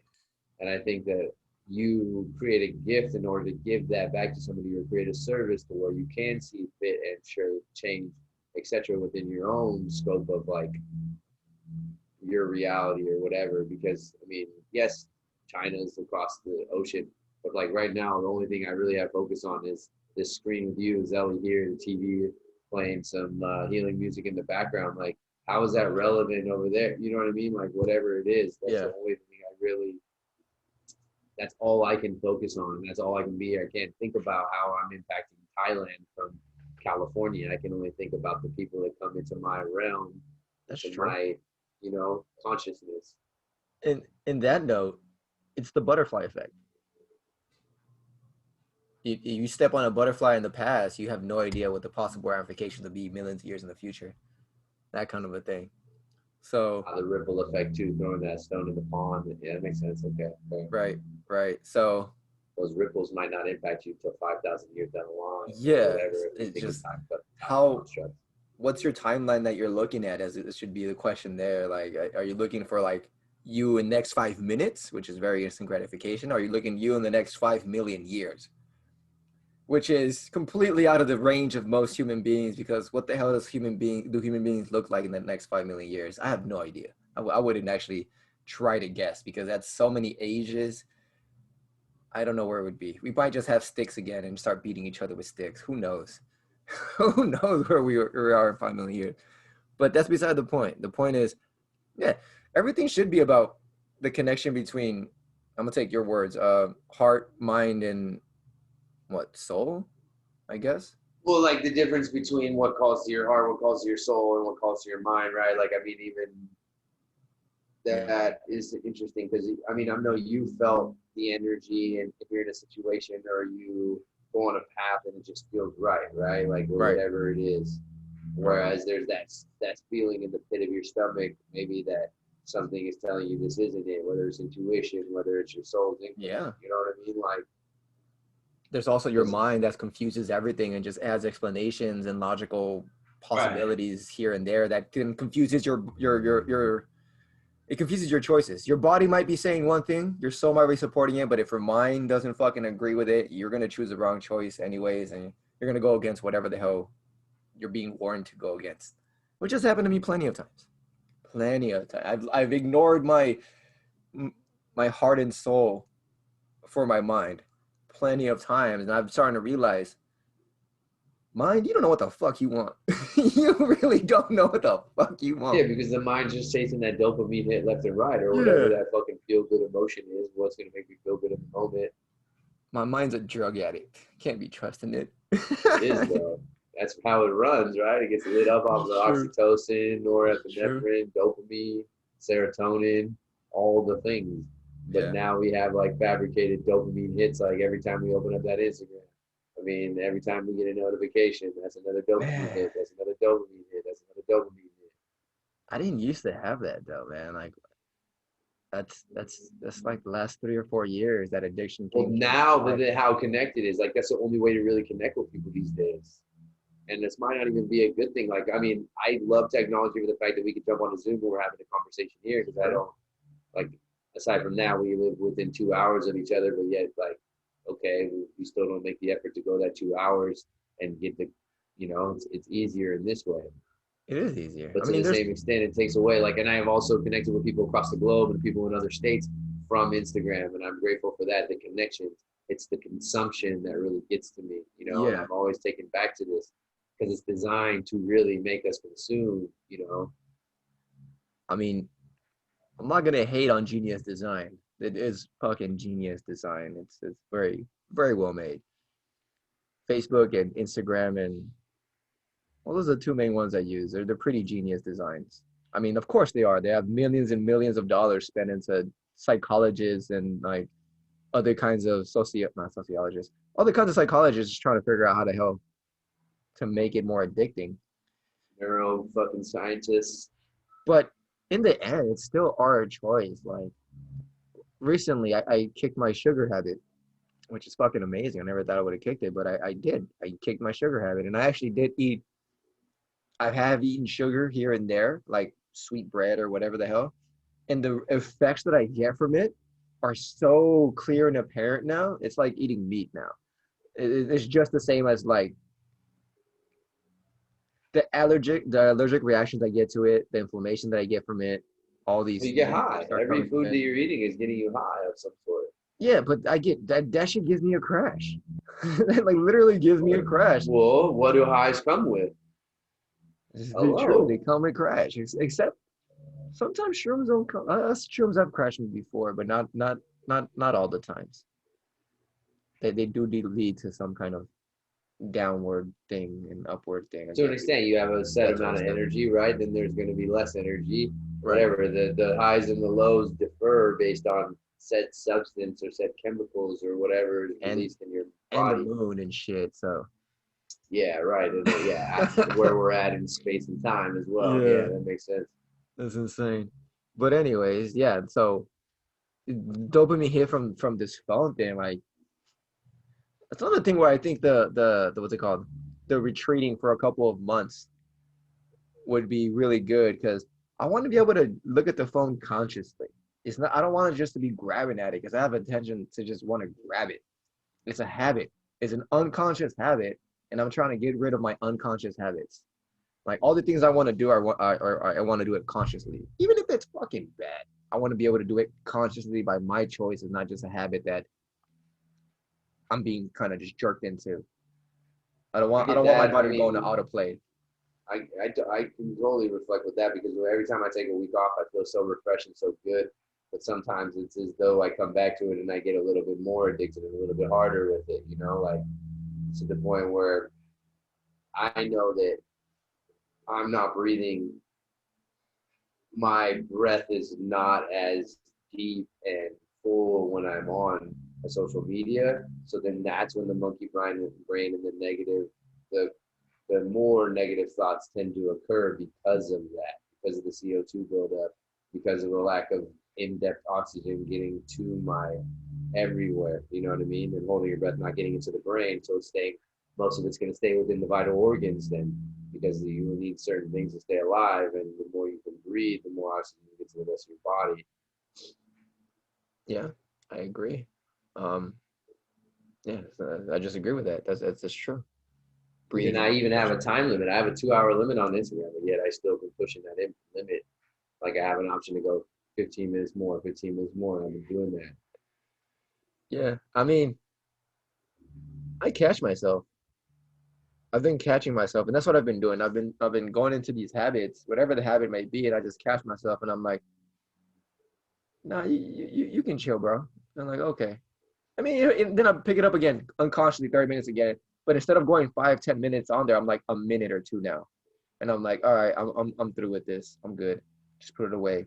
30 minutes later, okay, da da da. But then like, I'm weaning off this drug. I'm It weaning helped off. me when I started, when I purged and had I was following 2,000 people, now I'm down to about 400. And when I purged a lot, it helped me quite a Yeah, bit. I mean, I don't follow that many people. It's tough for me because I'm in the fitness industry and like Right. I'm You putting have more together an online connections program, and and so a on and lot so of forth. people are on that thing. Yeah, and Yeah. it sounds like an excuse, which it kind of is, but nevertheless, I'm going to put out a program here in the next couple of months, and that's how I'm gonna have to market it is on Facebook and Instagram. So I have to think about Yeah. right now we're moving towards a more online baseline, and physicality doesn't really hold as strong anymore. You need to be able to produce a product on this online platform that's not going anywhere. Yeah. I mean, it's a necessary evil. You gotta look at it like a necessary evil sometimes. It's true. Like whatever business I do, whatever thing I needed, I want to start getting off. I'm gonna market it through there just the same. I'm gonna market it through these same venues that I'm trying to fucking go against and trying to wean myself off. But again, it's just for those kinds of purposes. I feel it's different than if it's just my personal consumption. Right? Yeah, yeah, yeah. Yeah, Doing it with purpose. yeah. You gotta do everything with purpose. Like I was saying, like I keep referencing Sadhguru, but no no habit is no unconscious habit is good. They're all bad because they're unconscious. You can do the thing, you just have to be conscious of the thing you're doing. And so use Instagram, that's fine, but realize that for the most part, a lot of us are just wasting our time. A lot of us are getting motivation. Like a lot of stuff I follow is just for like motivation and to keep myself reminded of all these cool little quotes and things and perspectives and ideas and But how good is motivation if you don't put it into action? Because what I find is you don't get motivation without anything other than action. You put action forth, and then the motivation comes from that. It's like yeah, forward trajectory. I agree. And that's why I don't consume as much, but I take whatever I do consume to a whole other level. So whenever it says thank this and this and this, I actually go, I am thankful for this, and I am thankful for that, and I am thankful for this, and I am grateful for this, and I am doing this. And to be honest, this past couple of weeks, I've been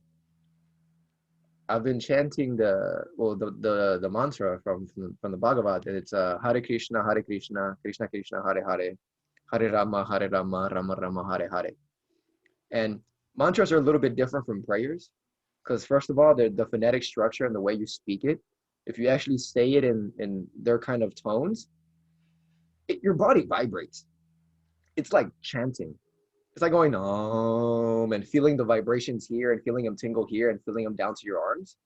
Well, if you say the mantra right, I'm feeling. Let's just say you can feel it because I don't want to go into specifics, but let's just say you can feel it. There's a physical manifest. It's not just words. They're not just like please God help me or whatever. No, it's just saying I don't even know what hare means. I totally forgot what hare means, but you're just praising. There's lots of feelings of gratefulness. There's lots of feelings of love. There's lots of feelings of thanking, which is gratefulness as well. But you can just thank the universe. You can thank God. You can thank a certain thing. You can thank something, but it's just the feelings that are emanating inside of you. You having a purpose or I think something the to thank. universe every single day. I was I always Yeah, wake up with that. Thank the yeah, universe for another beautiful day on this earth. I can also thank at the very end of the day. exactly. So you having a direction to focus it just gives you kind of an excuse to just start feeling those feelings. Because if you can just be like, thank you, life.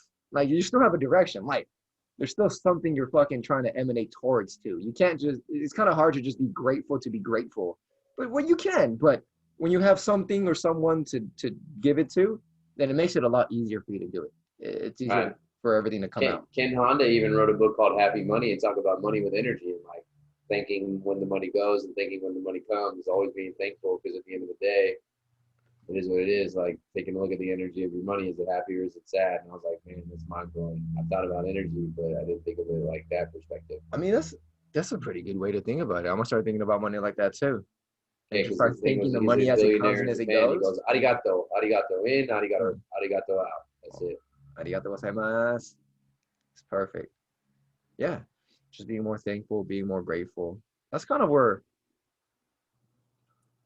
to bring it back to the original conversation we were having in the beginning with getting rid of desires and getting rid of these things. And yes, they can be good. They can lead to good things. They do kind of focus you and set you on a path that could be a better path, that should be a better path, but it could be a better path.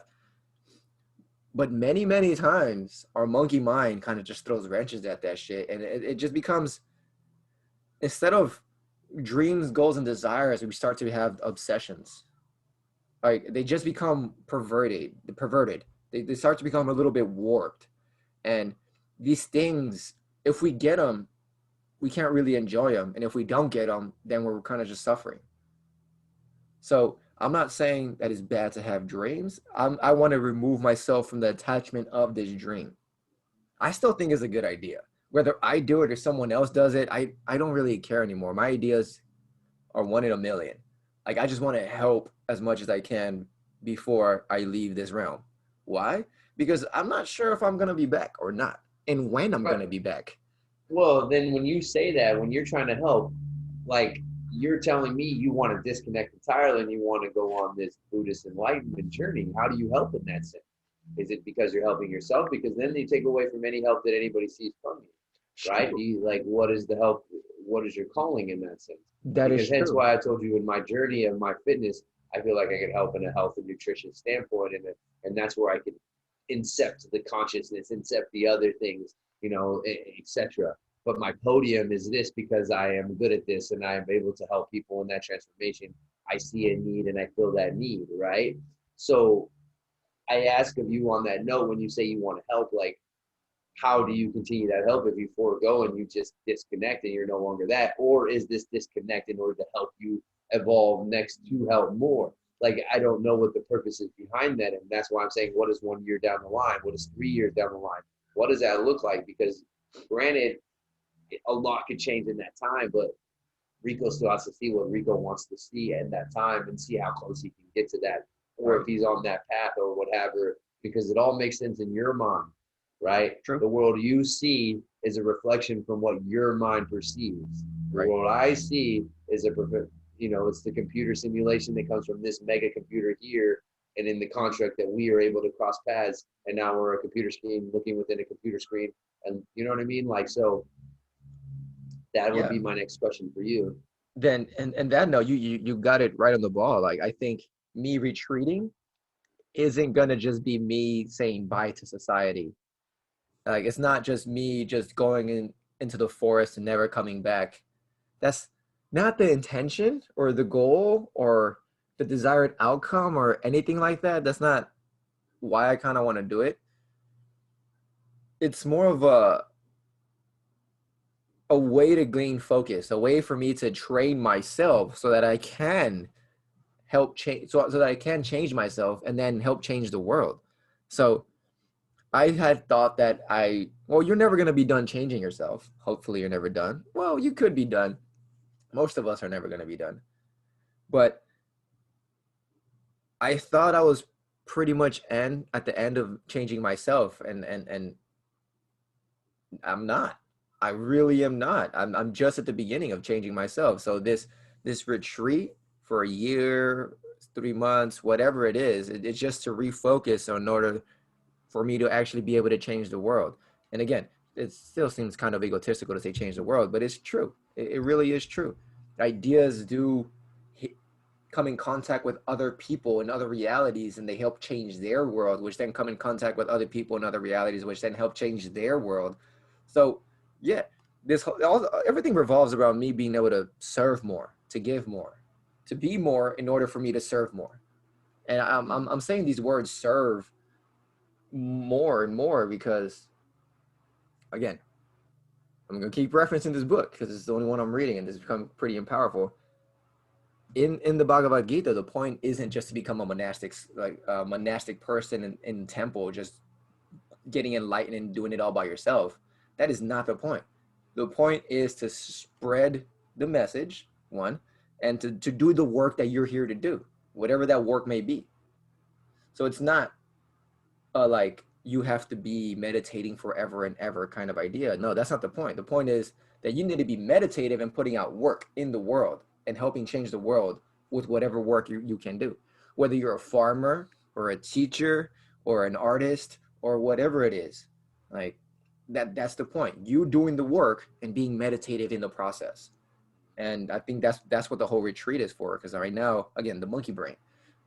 We all suffer from monkey brain, but I'm just being extremely aware of this monkey brain, and I need the right tools to be able to surpass this wall. And so almost to the extent then what this new agey thing, the more you can find flow in the day, the more you know that you're kind of in your calling. Yeah.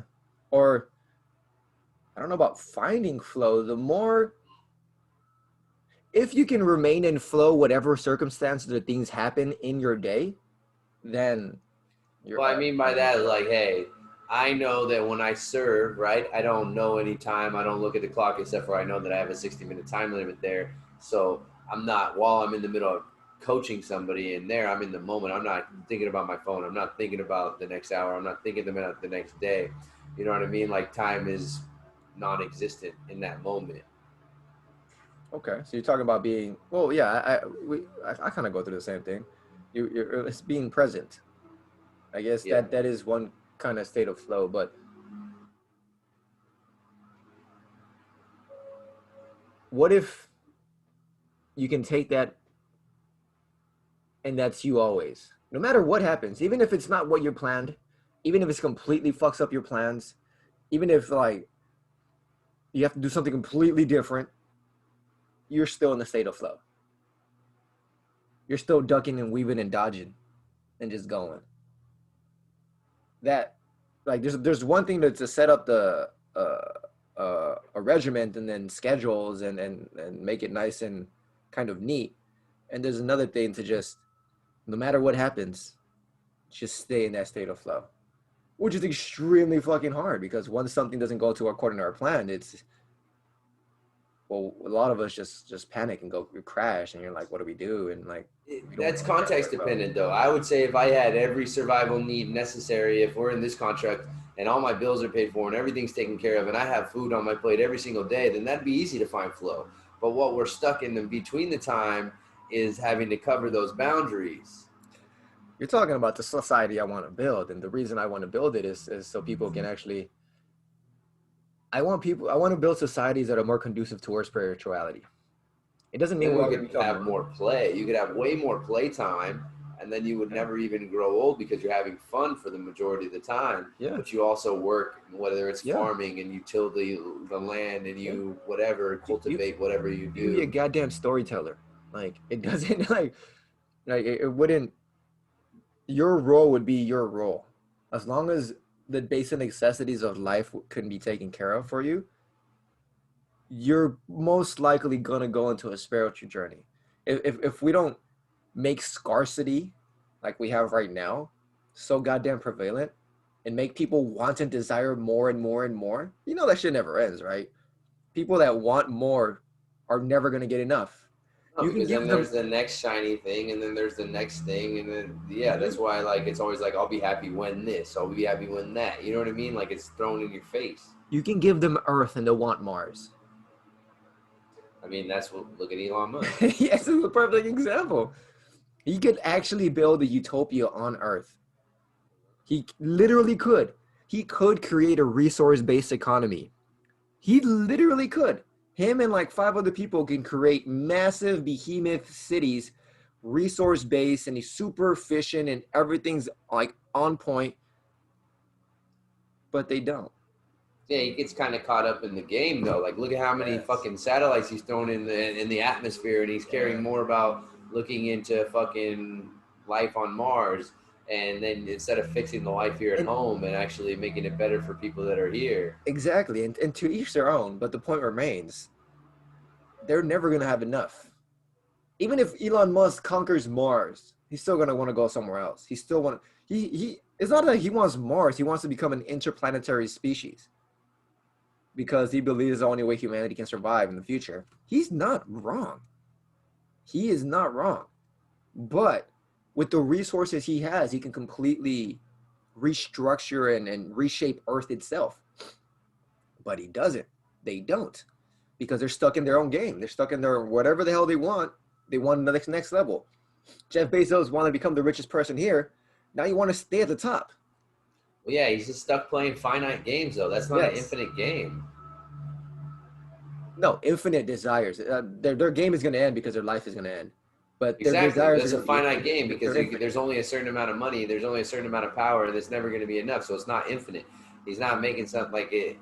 You're not playing The because if you're desire playing is infinite game, yeah, I get that. But if you're playing an infinite game, you're thinking more about how you can make what your surrounding world better around you. How can I leave this world better? If he takes a look at what he's really doing, he's actually making it worse with like being able to send one pen to somebody, all that box, all that plastic, all that shit, like, and all his Amazon stuff just being thrown out left and right. You know what I mean? Like, if you really cared, I don't know, man, you wouldn't commoditize such a thing. Plus, on the same time, like how much money he takes away from people, right? Like I have a friend who made $1 million, sold $1 million worth of product on Amazon. He only saw 40% of that. Makes sense because a lot of it is cost and a lot of it is shared with Amazon. A lot of it is shipping. A lot of it is, yeah. I mean, that's still 400K. That's still 400K. Yeah, but out of And a then million tax and a everything year, else. yeah. I get it.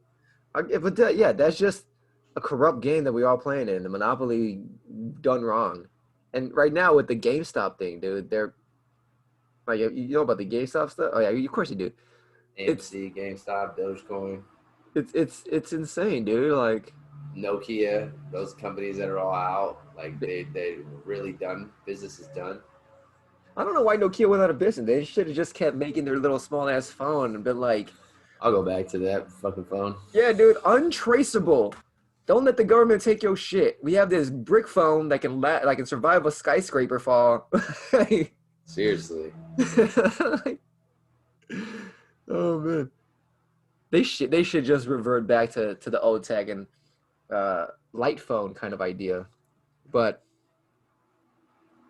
yeah, so we're playing a corrupt Monopoly game, and we're seeing how corrupt it is. And even when we actually start winning at the corrupt Monopoly game, they go like, no, we're gonna change the rules again because our people are losing money. That's not right. Oh God. And yeah, again, just removing myself away from that. You can change it. It takes major organization and funds. But to me, why are you trying to fix a system that isn't broken? It's working exactly how they want it to work. Why not create a system that benefits us all? And I'm not talking about socialism, because socialism is a good idea on paper, but execution-wise, it's always the same people in power doing some bullshit. It's always the same. The problem is always solid power. Once you give people power and you can't take it away from them, even if 80-90% of the people want this power taken away from them, then you've created a fuck system. And why don't we have that kind of system? Why don't we have a liquid democracy whereas if 80% of us don't want a certain thing, why the hell are we still doing it? 80% is way more than the majority. I don't say 51 because that's mob rule. 80% is a ton of fucking people. It's most of the people. So that number is important because mob rule is bad.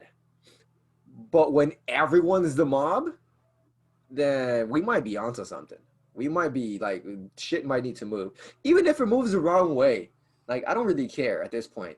Like, even if you want to become an anarchist state, if 80% of the people want to become an anarchist state, I think we should let them.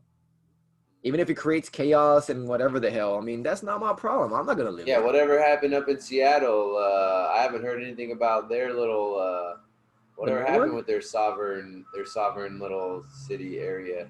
The new one or what? I don't know. Back when Black Lives Matters was You're happening. talking about Chaz. Yeah. I mean, of course they stopped it because you can't create an autonomous zone that doesn't have farming. These guys are idiots. They had like tiny ass little ass plants, but then they tried to do it again. They did it again in, I'm not sure if it was Seattle, but they try to create autonomous zones, and I don't know. I really don't understand what the hell they're trying to do. They're just angry. That's just anger taken out in explosive ways. Yeah, I want to somehow, man, you know who I don't see posting anymore, want to somehow get in contact with that dude is the Storm Clouds Gathering guy. He hasn't posted actually, he posted a couple months ago, I think. Yeah, it's I been a went back to while. He look at his posted, videos. oh, really? Yeah, But and I remember when he moved his whole family and they started like their own sustainable living.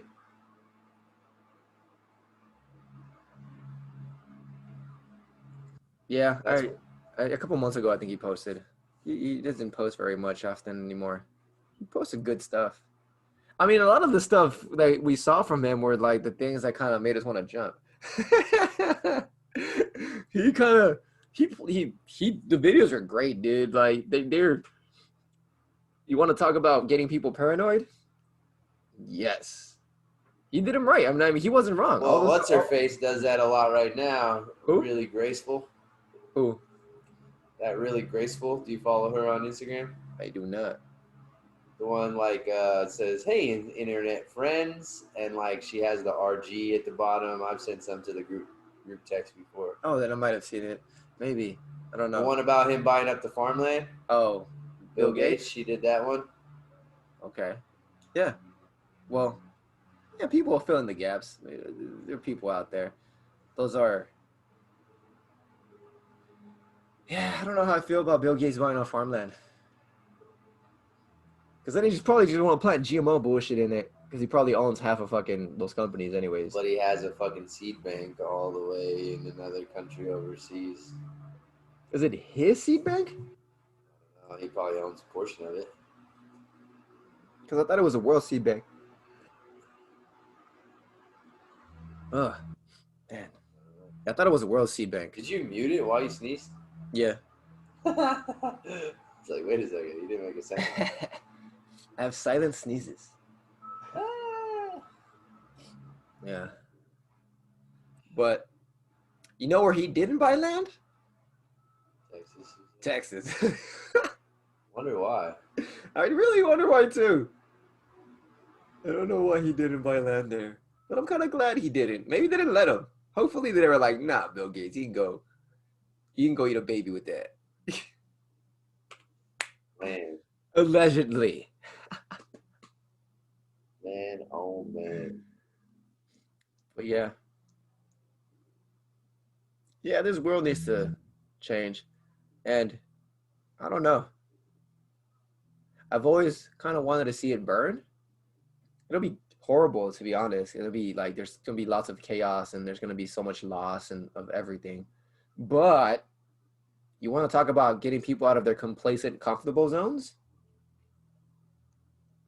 It's nothing like with the world burning to get people out of their goddamn comfortable comfort zones. Like literally, chaos is something the only thing that'll make them change. And a lot of people will just probably just want to die at that point. They'll probably be like, "Well, fuck it, my life is over then."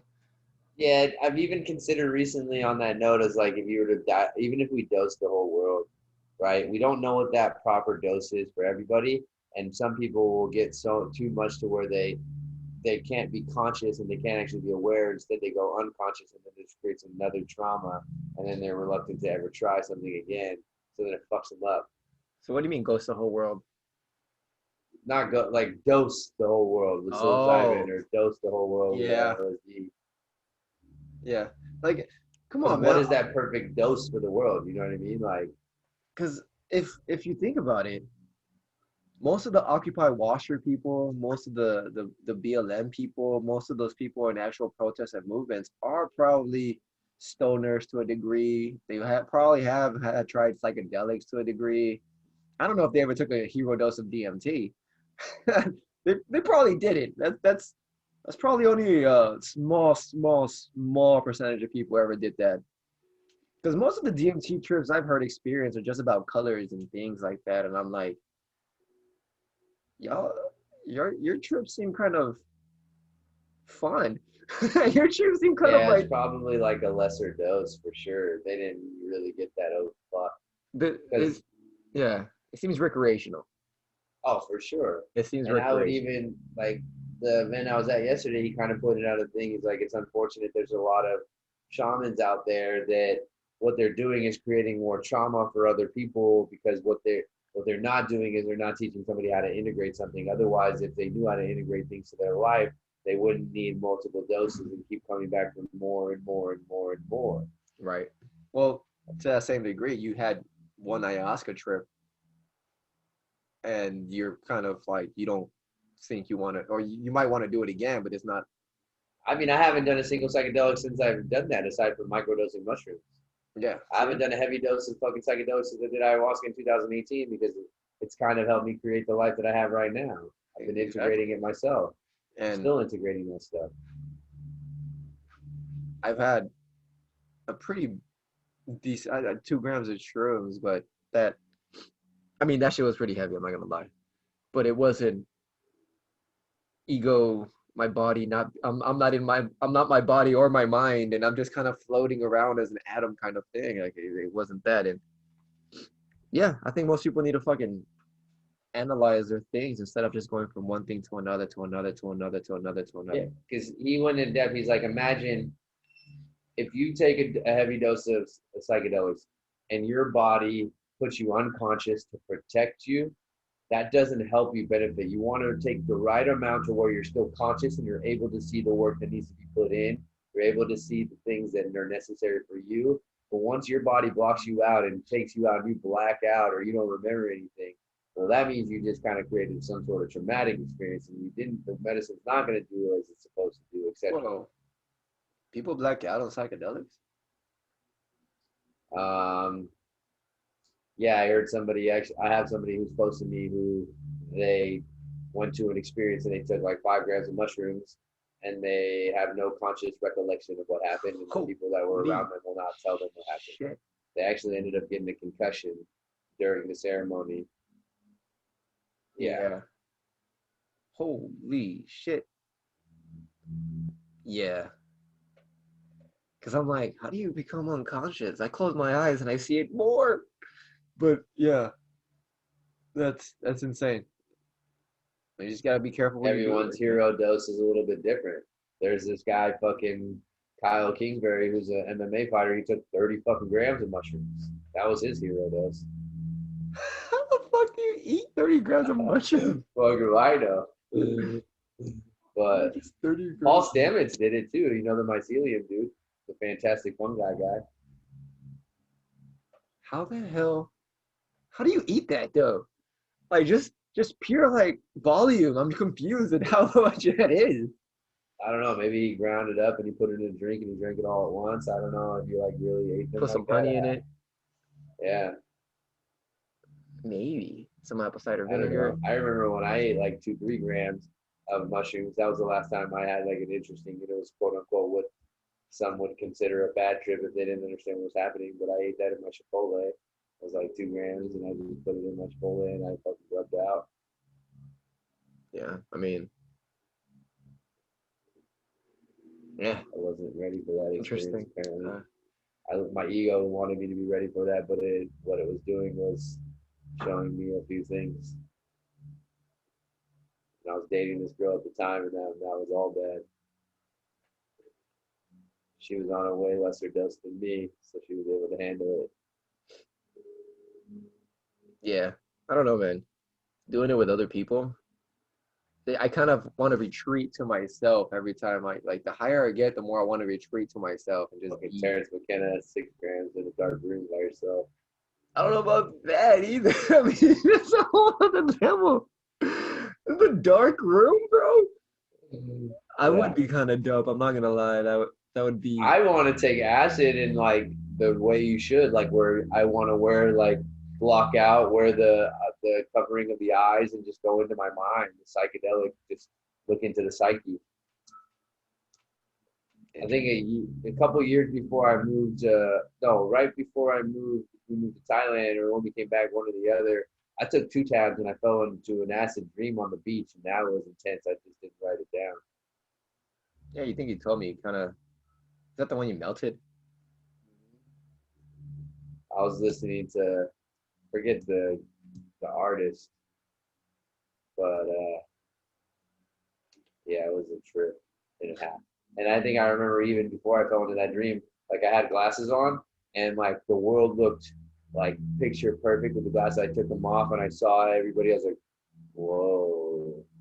It was like, oh, these guys kind of look quote unquote sad and not as bright as we want to pretend like we are or whatever. Yeah. Zombies. NPCs. Those are the new zombies and non-playable characters. The people are just computer programs just running around pretending they're people. They might not even know. Shit, I might be an NPC. But if I am, I'm fucking Neo and I'm a bug in the system. So fuck it. It's all good. I Everything's don't good. know. We're pretty conscious aware though. I mean, I don't think that there are people on the planet, but the majority of people aren't having conversations like this. The majority aren't. Because even my buddy was like, I was having a conversation with the homie yesterday who brought me some goodies, and he lives with some couple dudes, and apparently they're in the stock market and stuff like that. And like he was just saying how he could tell like there's just a lot of ego in people, and then like one of the dudes was like harping on him. I don't. This was an ego thing for him too, but he's like walking down the stairs. He's like, "So, I hear you growing some mushrooms up there or something, buddy?" And like, because this guy thinks he's like better, like, because he called him buddy, and he was like, or kid, one or the other, one of them. I don't remember what he said, That's but hilarious. I'd be like, no, do you have some? because this guy supposedly like, has grown a lot or whatever. And he even had shown him the spores, and then the dude was like talking trash on the spores. This isn't what it is. This is blah blah blah blah blah. And in his head, he's like, I mean, growing mushrooms, they're spores, they work. I don't know what you're talking about. You know what I mean? It's just the ego takes over. Yeah. That those kind of people, they just can't be wrong. They really can't, which is kind of hard when you can't be wrong and you always have to be right, but you're not really right most of the time. Yeah, the ego, people with huge egos are just all bad vibes, bro. I can't take them. Like, I can't take them seriously either. I'm just like, okay, sure, whatever, sure, okay, uh-huh, okay. Like, how do you, there's no point to responding or trying to open up their mind because they're just gonna get tighter and closer and closer. They're just gonna keep closing off, keep closing off, keep closing off. Again, I'm at the point where I'm trying to just preach to the choir. If you're listening to this right now and you listen to it for the past 2 hours instead of not talking, you're part of the choir. Just letting you know you're part of the choir. I don't have to convince you of anything. You're pretty much already there on your own. So yeah, we should just link up and start putting our energies together so we can change the world at a grander, faster pace or more efficiently or whatever it may be. Just change the world regardless, in whatever which way possible. But it all comes back with changing our world first, changing ourselves first. Right. Because and to go back, because I get what you're saying about, like, I think that the next part in your evolution is maybe trying this out, disconnecting for a little bit, see if it's really serving a purpose for you, and then see how you can spiral back and help people. Or maybe you get some sort of message, not that that's what you're doing it for, but maybe you'll find the actual purpose or whatever it is in the moment. Because I know environment is huge, and I wasn't really finding my purpose when I was living back at home again. And you're in an environment that has a lot of karmas and it's the same, etc. And nothing really changes if nothing changes.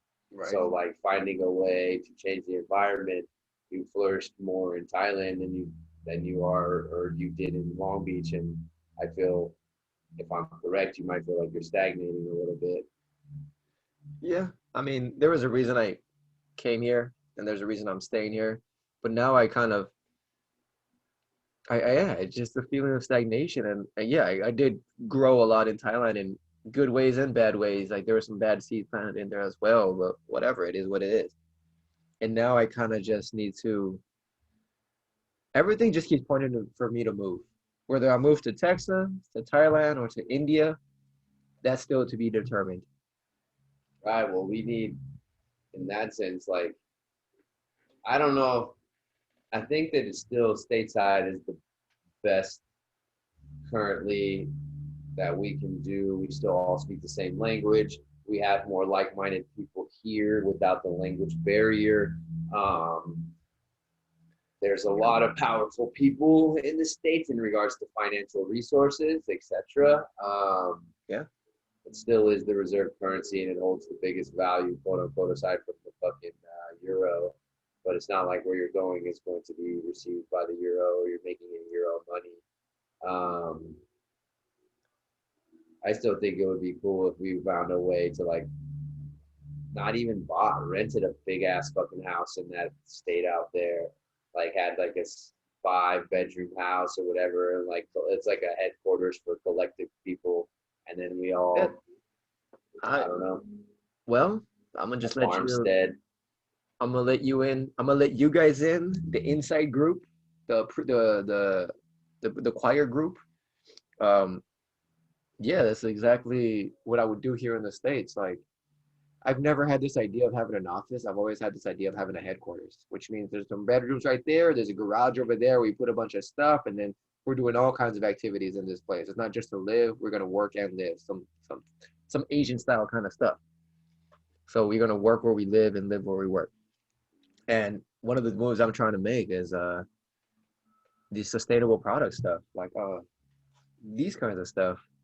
There's actually a Stuff. website already being built, and I'm more like that. Whatever I've been trying to do with this for like And 2 years. these kind of stuff, for anybody that's not able to Oh yeah, actually see it physically, well, they're biodegradable, plant-based cups, plates, cutlery, everything that a restaurant would need, or anything that's like single-use disposable. You can make them out of plant products already, and I'm holding them up right now. These are right? coffee Because they cups. do already have currently biodegradable Yeah, ones that are out there, but if you can make it out of a better, like this stuff. This is a biodegradable coffee cup that's lined, so it's waterproof. It's not just like this weird paper stuff. It's waterproof, but it's waterproof with PL. It's lined with PLA, which is polylactic acid, which is just biodegradable, which is plant based. So even if this does end up, even if these things do end up in the landfills, which most of our trash does, most of our trash is not recycled or composted. Even if they do end up in the landfills, they're not going to create toxic material. They're going to toxic waste. It's not going to create leachate. It's not going to just break down into more smaller plastics or styrofoam, smaller pieces of styrofoam, which is exactly what I've been trying to replace for like years because these are already mass producible. It's just people are buying them to the degree because they're not as cheap. To be honest, styrofoam is extremely cheap, and it's only extremely cheap because of the manufacturing that's there and the subsidies that these companies get from the government. There's a lot of tax breaks that they already got already in the works. So, but the products are there. There's ability to move them, and once everything is set up on the online side, there's a possibility of actually getting a small warehouse. It's not really a warehouse, just a place to send stuff in so we can start shipping them, a fulfillment center of sorts. So if I would want to rent a place somewhere, it would be to do that as well. And that's probably not going to be in California. I mean, Oregon. Damn. Because it just ain't the place here, man. This place is just not, it's not conducive to business growth. It doesn't care about your business, to be honest. The only reason people are in California is because there's a lot of money, but that money's leaving too. These big companies are leaving too. And yeah, I'd rather go to a place that's easier for me to thrive than for me to stay here that where I'm not gonna lie, people, the beaches here are kind of weak compared to beaches I've been to. So they're not even a I mean, selling we point. live in Oregon. There is no beaches really, but I mean, yeah, exactly. So they're kind of weak compared to beaches I've been to. coming from Cali, Cali had some decent beaches, but there's better Yeah. beaches. Yeah, there are I better mean, beaches out there, man. Like, islands in other countries. exactly. If you really want to go to a better beach, you can go to a private island and just yeah, regardless of that. So, Need to convince Ahmed. That guy's very difficult to want to leave, oh yeah, unfortunately. no, that he's very set in his ways and he kind of just does whatever he wants to, and it's very hard for him to actually jump on anything like that. But yeah, in other places it won't be as expensive. And to say you get your online stuff going, and then I start doing this online stuff, and then there's other possibilities and whatever land that I do want to get, I it's can not record anywhere. I just need, exactly.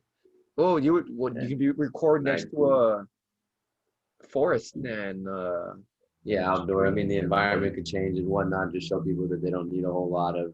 You don't need a whole lot to stay healthy.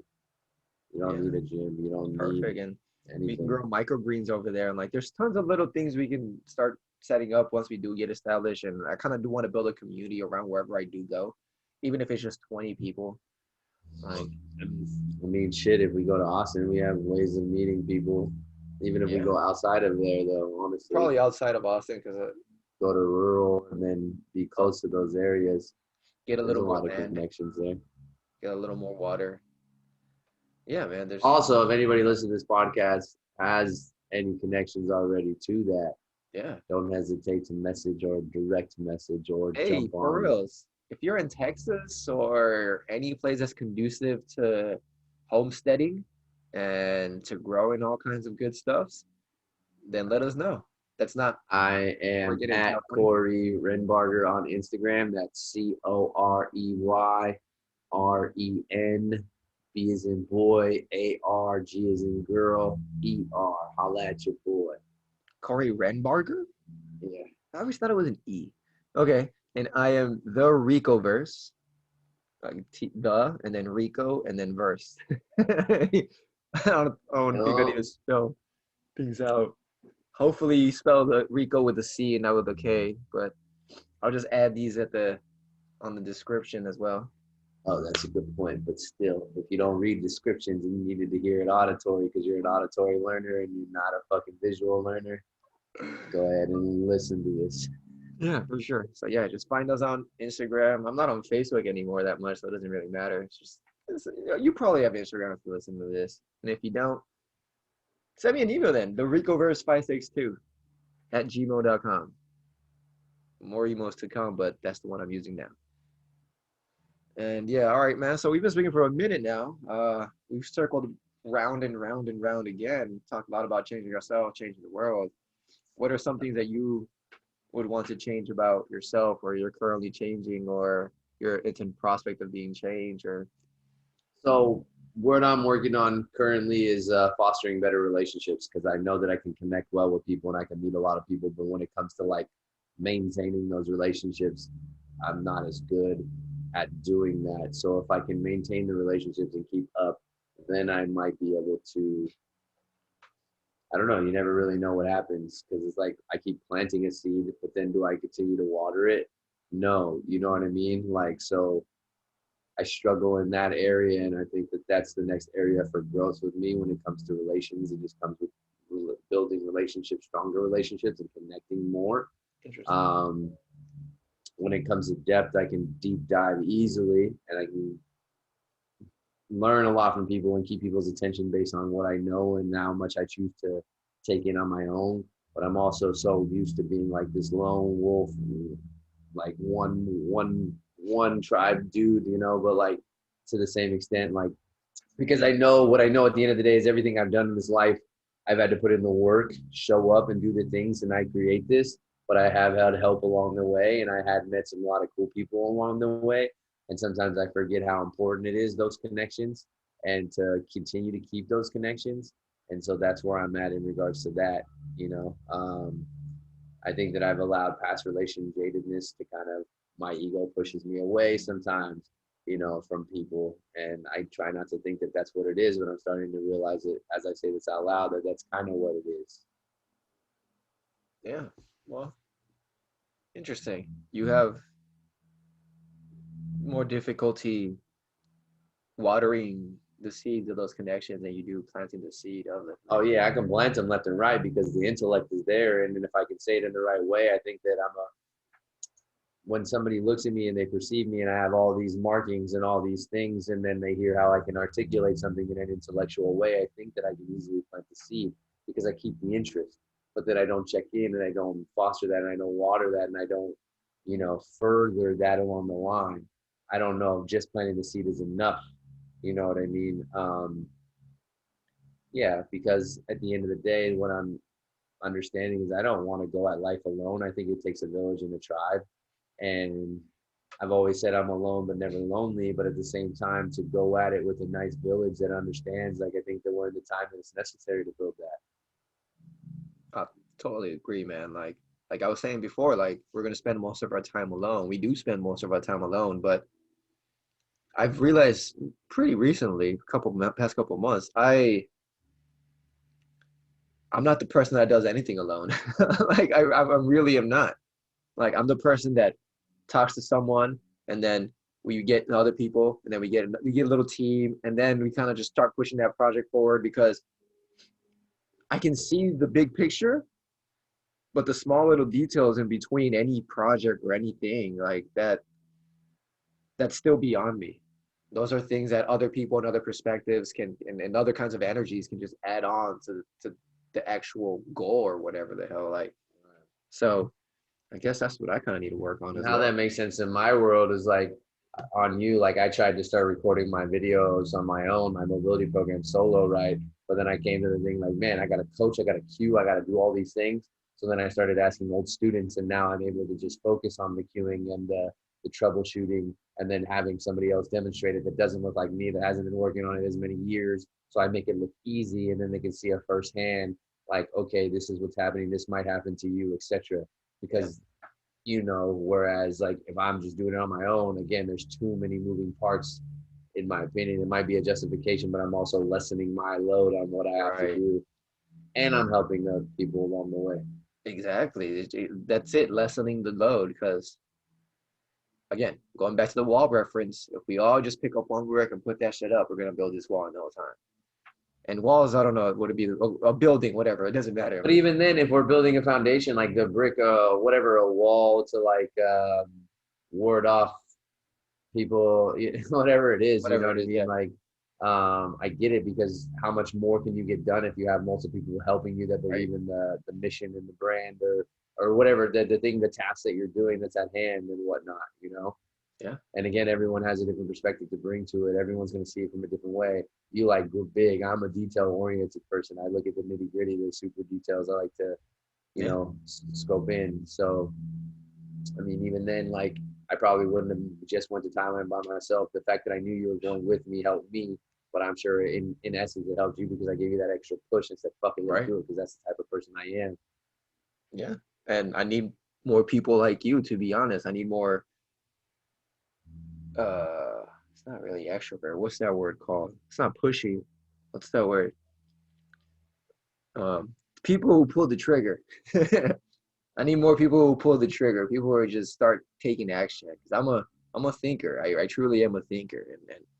And if you get thinkers combined with action takers, oh shit, like worlds can burn or worlds can be built on these two things itself. So I need more people that are action takers. And I need to become more of an action taker myself. But again, I don't not only do I not want to do everything myself, I see the folly of doing everything myself. I see that it's not sustainable for me to do everything myself. Because then I have to do the online and the social media and the logistics and the shipping and this and that and You have to figure out, well, what are your strengths, and then cater to your right. strengths, right? Like um, where are you creative in that sense? Like I am get down in the trenches and do shit and put action, put the pedal to the metal, wheels to the ground, and make moves. You know what I mean? Like I can't think in hearsay. Like I actually have to apply it and see how it works and it doesn't work. Maybe you're the creative and come up with the ideas and okay, well I'm gonna challenge you. Let's try this. Let's see what happens. I'm the trial and error guy. Like I'm out there in the trenches. Yes, I'm doing fitness, but also I go to these seminars, I go to the other people things, I do other people's stuff, and I see how they do stuff because they make it seem like they're doing really great things, and they are.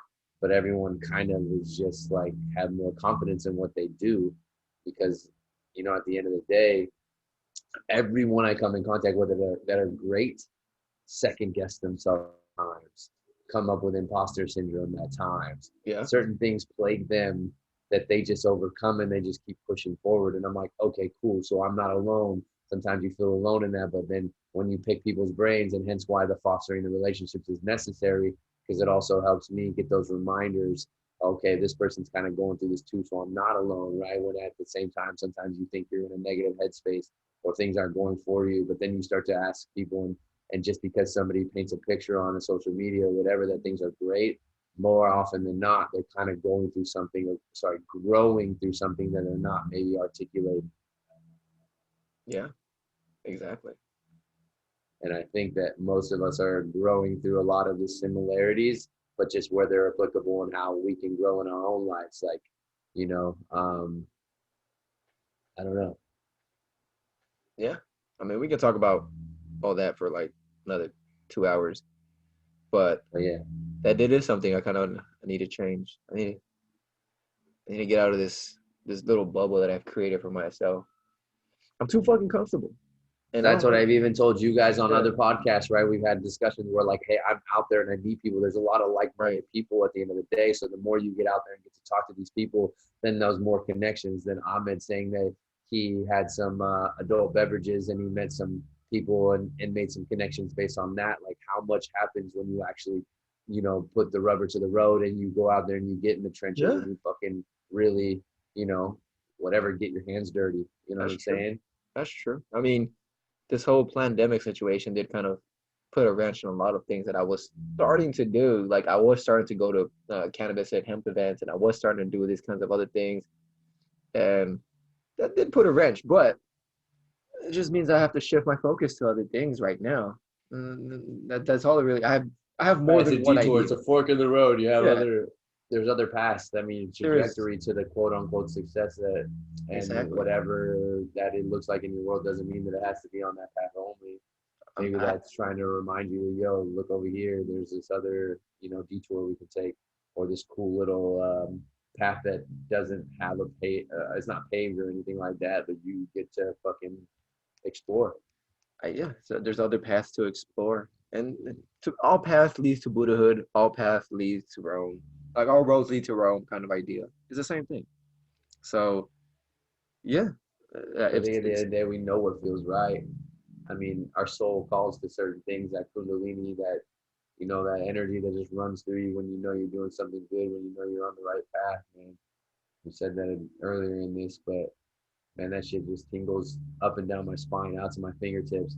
Something about that, just like, okay, I think I'm headed in the right direction. Okay, this feels right. This resonates. This is yeah. I I don't mean know, a soul calling or whatever, resonance. because we're a tuning fork, to an extent.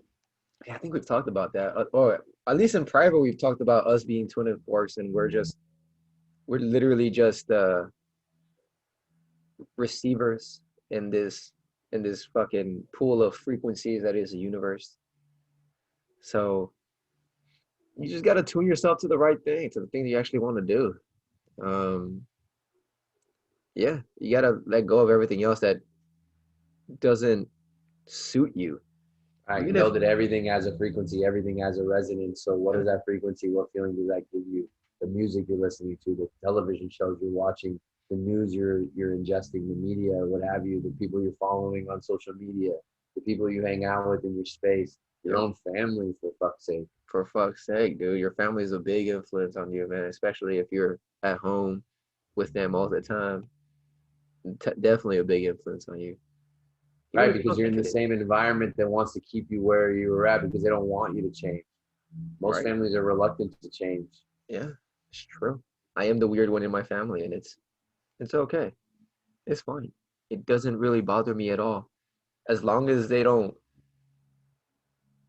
what's it called, try to stifle me and hinder my growth in any way, shape, or form. It's okay that they don't think I'm not the ideal person that they think I should be. I mean, you're never gonna be the ideal person to anyone, so it doesn't really matter. Right. I mean, at the end of the day, they still love you. And I mean, fuck, they didn't like me when we moved to Thailand, but when I've come over since then, they're still cool. I mean, they're cordial, whatever. You know what I Yeah, mean? Like, whether they like me or not. they're yeah, they're very, they still love me and they're still cordial and they're still, they just want me to be happy, I think, and they kind of have an idea of they how I should act in order to be happy or whatever, a form of happiness they think I should go for or something. And I've told them like straight up, that's not who I am. That's not what I want. That's not what I'm trying to Hmm. do. And I was pretty honest, kind of not in a mean way, but I was just pretty honest.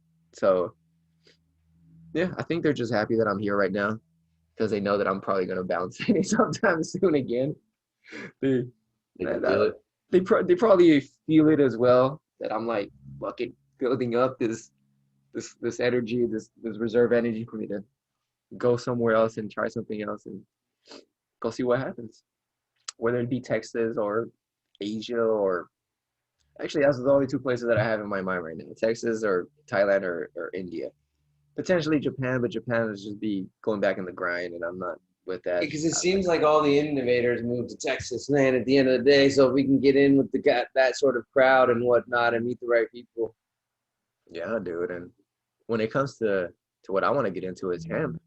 Texas is gonna be big because of the freedoms in Texas and the ability to be able to maneuver in the industry there. Plus, it's in the middle of the United States. So when it comes to shipping, everything's an equal distance away. It's in the middle of everything, man. It's perfect. So if you in Texas, hit us up because yeah, that's looking real good right now. Real good. And if you know any properties and whatnot, and or you have some property and you Yeah. want to chat about how we can make that efficient and sustainable, let's do it. Otherwise, Yeah. just do it. Yeah, it's perfect. And continue to change ourselves and change the world. I think that I know what I got to work on. I think you know what you need to work on. We'll be For back sure. again to chat for more things because it seems things that seem to change on a day-to-day, hourly, minute, second basis, depending on what you're ingesting. But at the end of the day, I don't think that if you really take a step back, it doesn't change that much. No, I mean, there are things you got to do to adapt, but I just want to be better than I was at 1 second ago, be better than I was at 10 seconds ago, that 1 second again, that millisecond. All it cares about is like little minute, right? Nature is patient as fuck. How come we've gotten away from our patience? nature is patient as fuck. We're the ones that are impatient. We want manicured gardens when we should be trying to build forests. And yeah, that's what I kind of want to build. I want to build a self-sustaining forest that we kind of just build Disconnected ourselves. from nature while we've connected ourselves to each other. But is it real? A lot of it, there's a huge percentage that looks like it's fabricated and it's superficial connection. Yeah, it's manicured. And once you stop tending to the manicuring, once you stop cutting and weeding the grass for like a week or two, they'll just come back up and more things will come back up. And any little pull at any important thing in society is gonna bring us back to the reality that we're just manicuring society right now. We really are. We're just it's a well manicured garden. And once we stop tending to it, then things get really real. But this is where the small community goes in because it doesn't matter what society will do. If we're cool and we can survive within ourselves and we got what we need to actually take care of ourselves, then society can do whatever it wants. What's wild with like the curating as well is like, okay, well, if we didn't have a perception in our mind of the way something's supposed to look at yard and whatnot, how would you even know to weed's a weed and whatever is whatever? Why don't you just like grow what's going to grow? Yeah. Stop trying to control what you want to grow and just let what's going to happen, you know? And then that's, I mean, fuck, Exactly. getting back to nature, if somebody on the very first time, like to my understanding, hunters and gatherers, if before they went and ate any food, they would watch the animals who were in tune with nature and watch what they would eat and like, oh, okay, that must be safe for us to eat. Whereas if they stayed away from that, that's a good thing. They're gonna like, oh, let's avoid that, you know? Smart moves. Yeah, we have to go back to nature. There, this. Because I mean, dogs, right? Dogs get good vibes and bad vibes off of humans. If your dog is like fucking tripping out on a human, well, they're a little bit more in tune. They can feel some shit you can't feel. So Yeah, maybe they're just picking up your vibes as well. The dogs do that. They pick up the vibes of the alpha. Interesting. Hey, dogs. This girl's eating my shoe. Come here. Is your shoe made out of mushrooms? It's picking up your vibes. We go potty. We go to bed. Yeah, for sure. All right, man. Zellian and Zealous are signing out. I like dogs that have that white under thing. The white on their bellies and then their chin. This girl right here has got a white belly. There's a specific set of dogs that have that. And like they're all cool with me. All of the dogs that have that kind of like feature. You haven't even met her yet, huh? No, I've not. But when I go down to Oregon, I'll see what's up. I'm part of Oregon. For the northern part. Come back to the southern part of Oregon. The deep southern part of Oregon. Well, I mean, that's what it is. The deep south of Oregon. Yeah. Got some we're cultivating some awesome mushrooms here. Dope. Sounds good. Sounds good to me. All right, man. So final words. What are your final words here? Final word from me.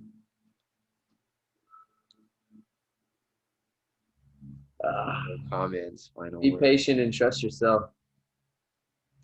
That's good. Be patient and trust yourself. All right. So I'm gonna follow up with. How can I follow up that? I want to say the same thing you did now, just because now it just seems like I'm copying you.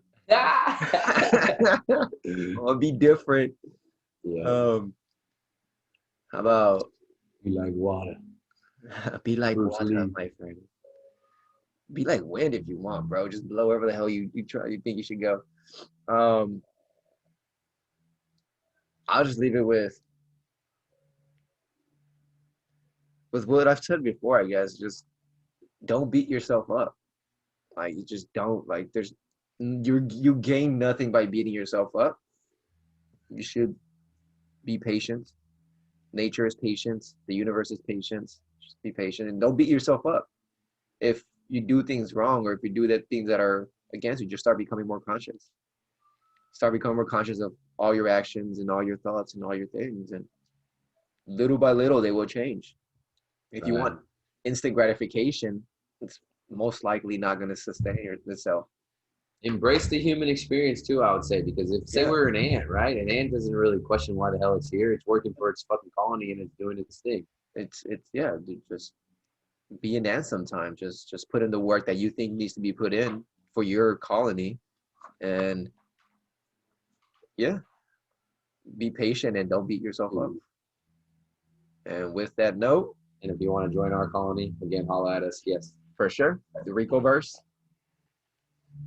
Let us know. Renbarger, holla at your boy. Corey Renbarger, for sure. Again, we'll put it on the description if you need to text it. And thanks for tuning in to an extra long one, y'all. Yeah, I think we're almost 3 hours. We're like 30 minutes under 3 hours, 2.5 hours. It's plenty long, and I think we hit some pretty good concepts. We hit a lot of good things, and I think we actually got some. It was very productive. I enjoyed this podcast. It was good. We tangent quite a bit because that's how we work, but you know, it makes it fun. It makes it fun. Ahmed's a little bit more structured than we are.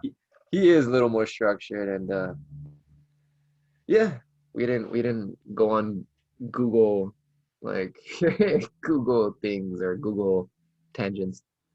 But on that Oh yeah, we note, didn't pull up any meme pages yeah, we didn't on have that any good note. memes this today. We'll next time, next time. So on that note, peace out, everybody. Don't forget to change yourself, change the world. Hey, Shit. and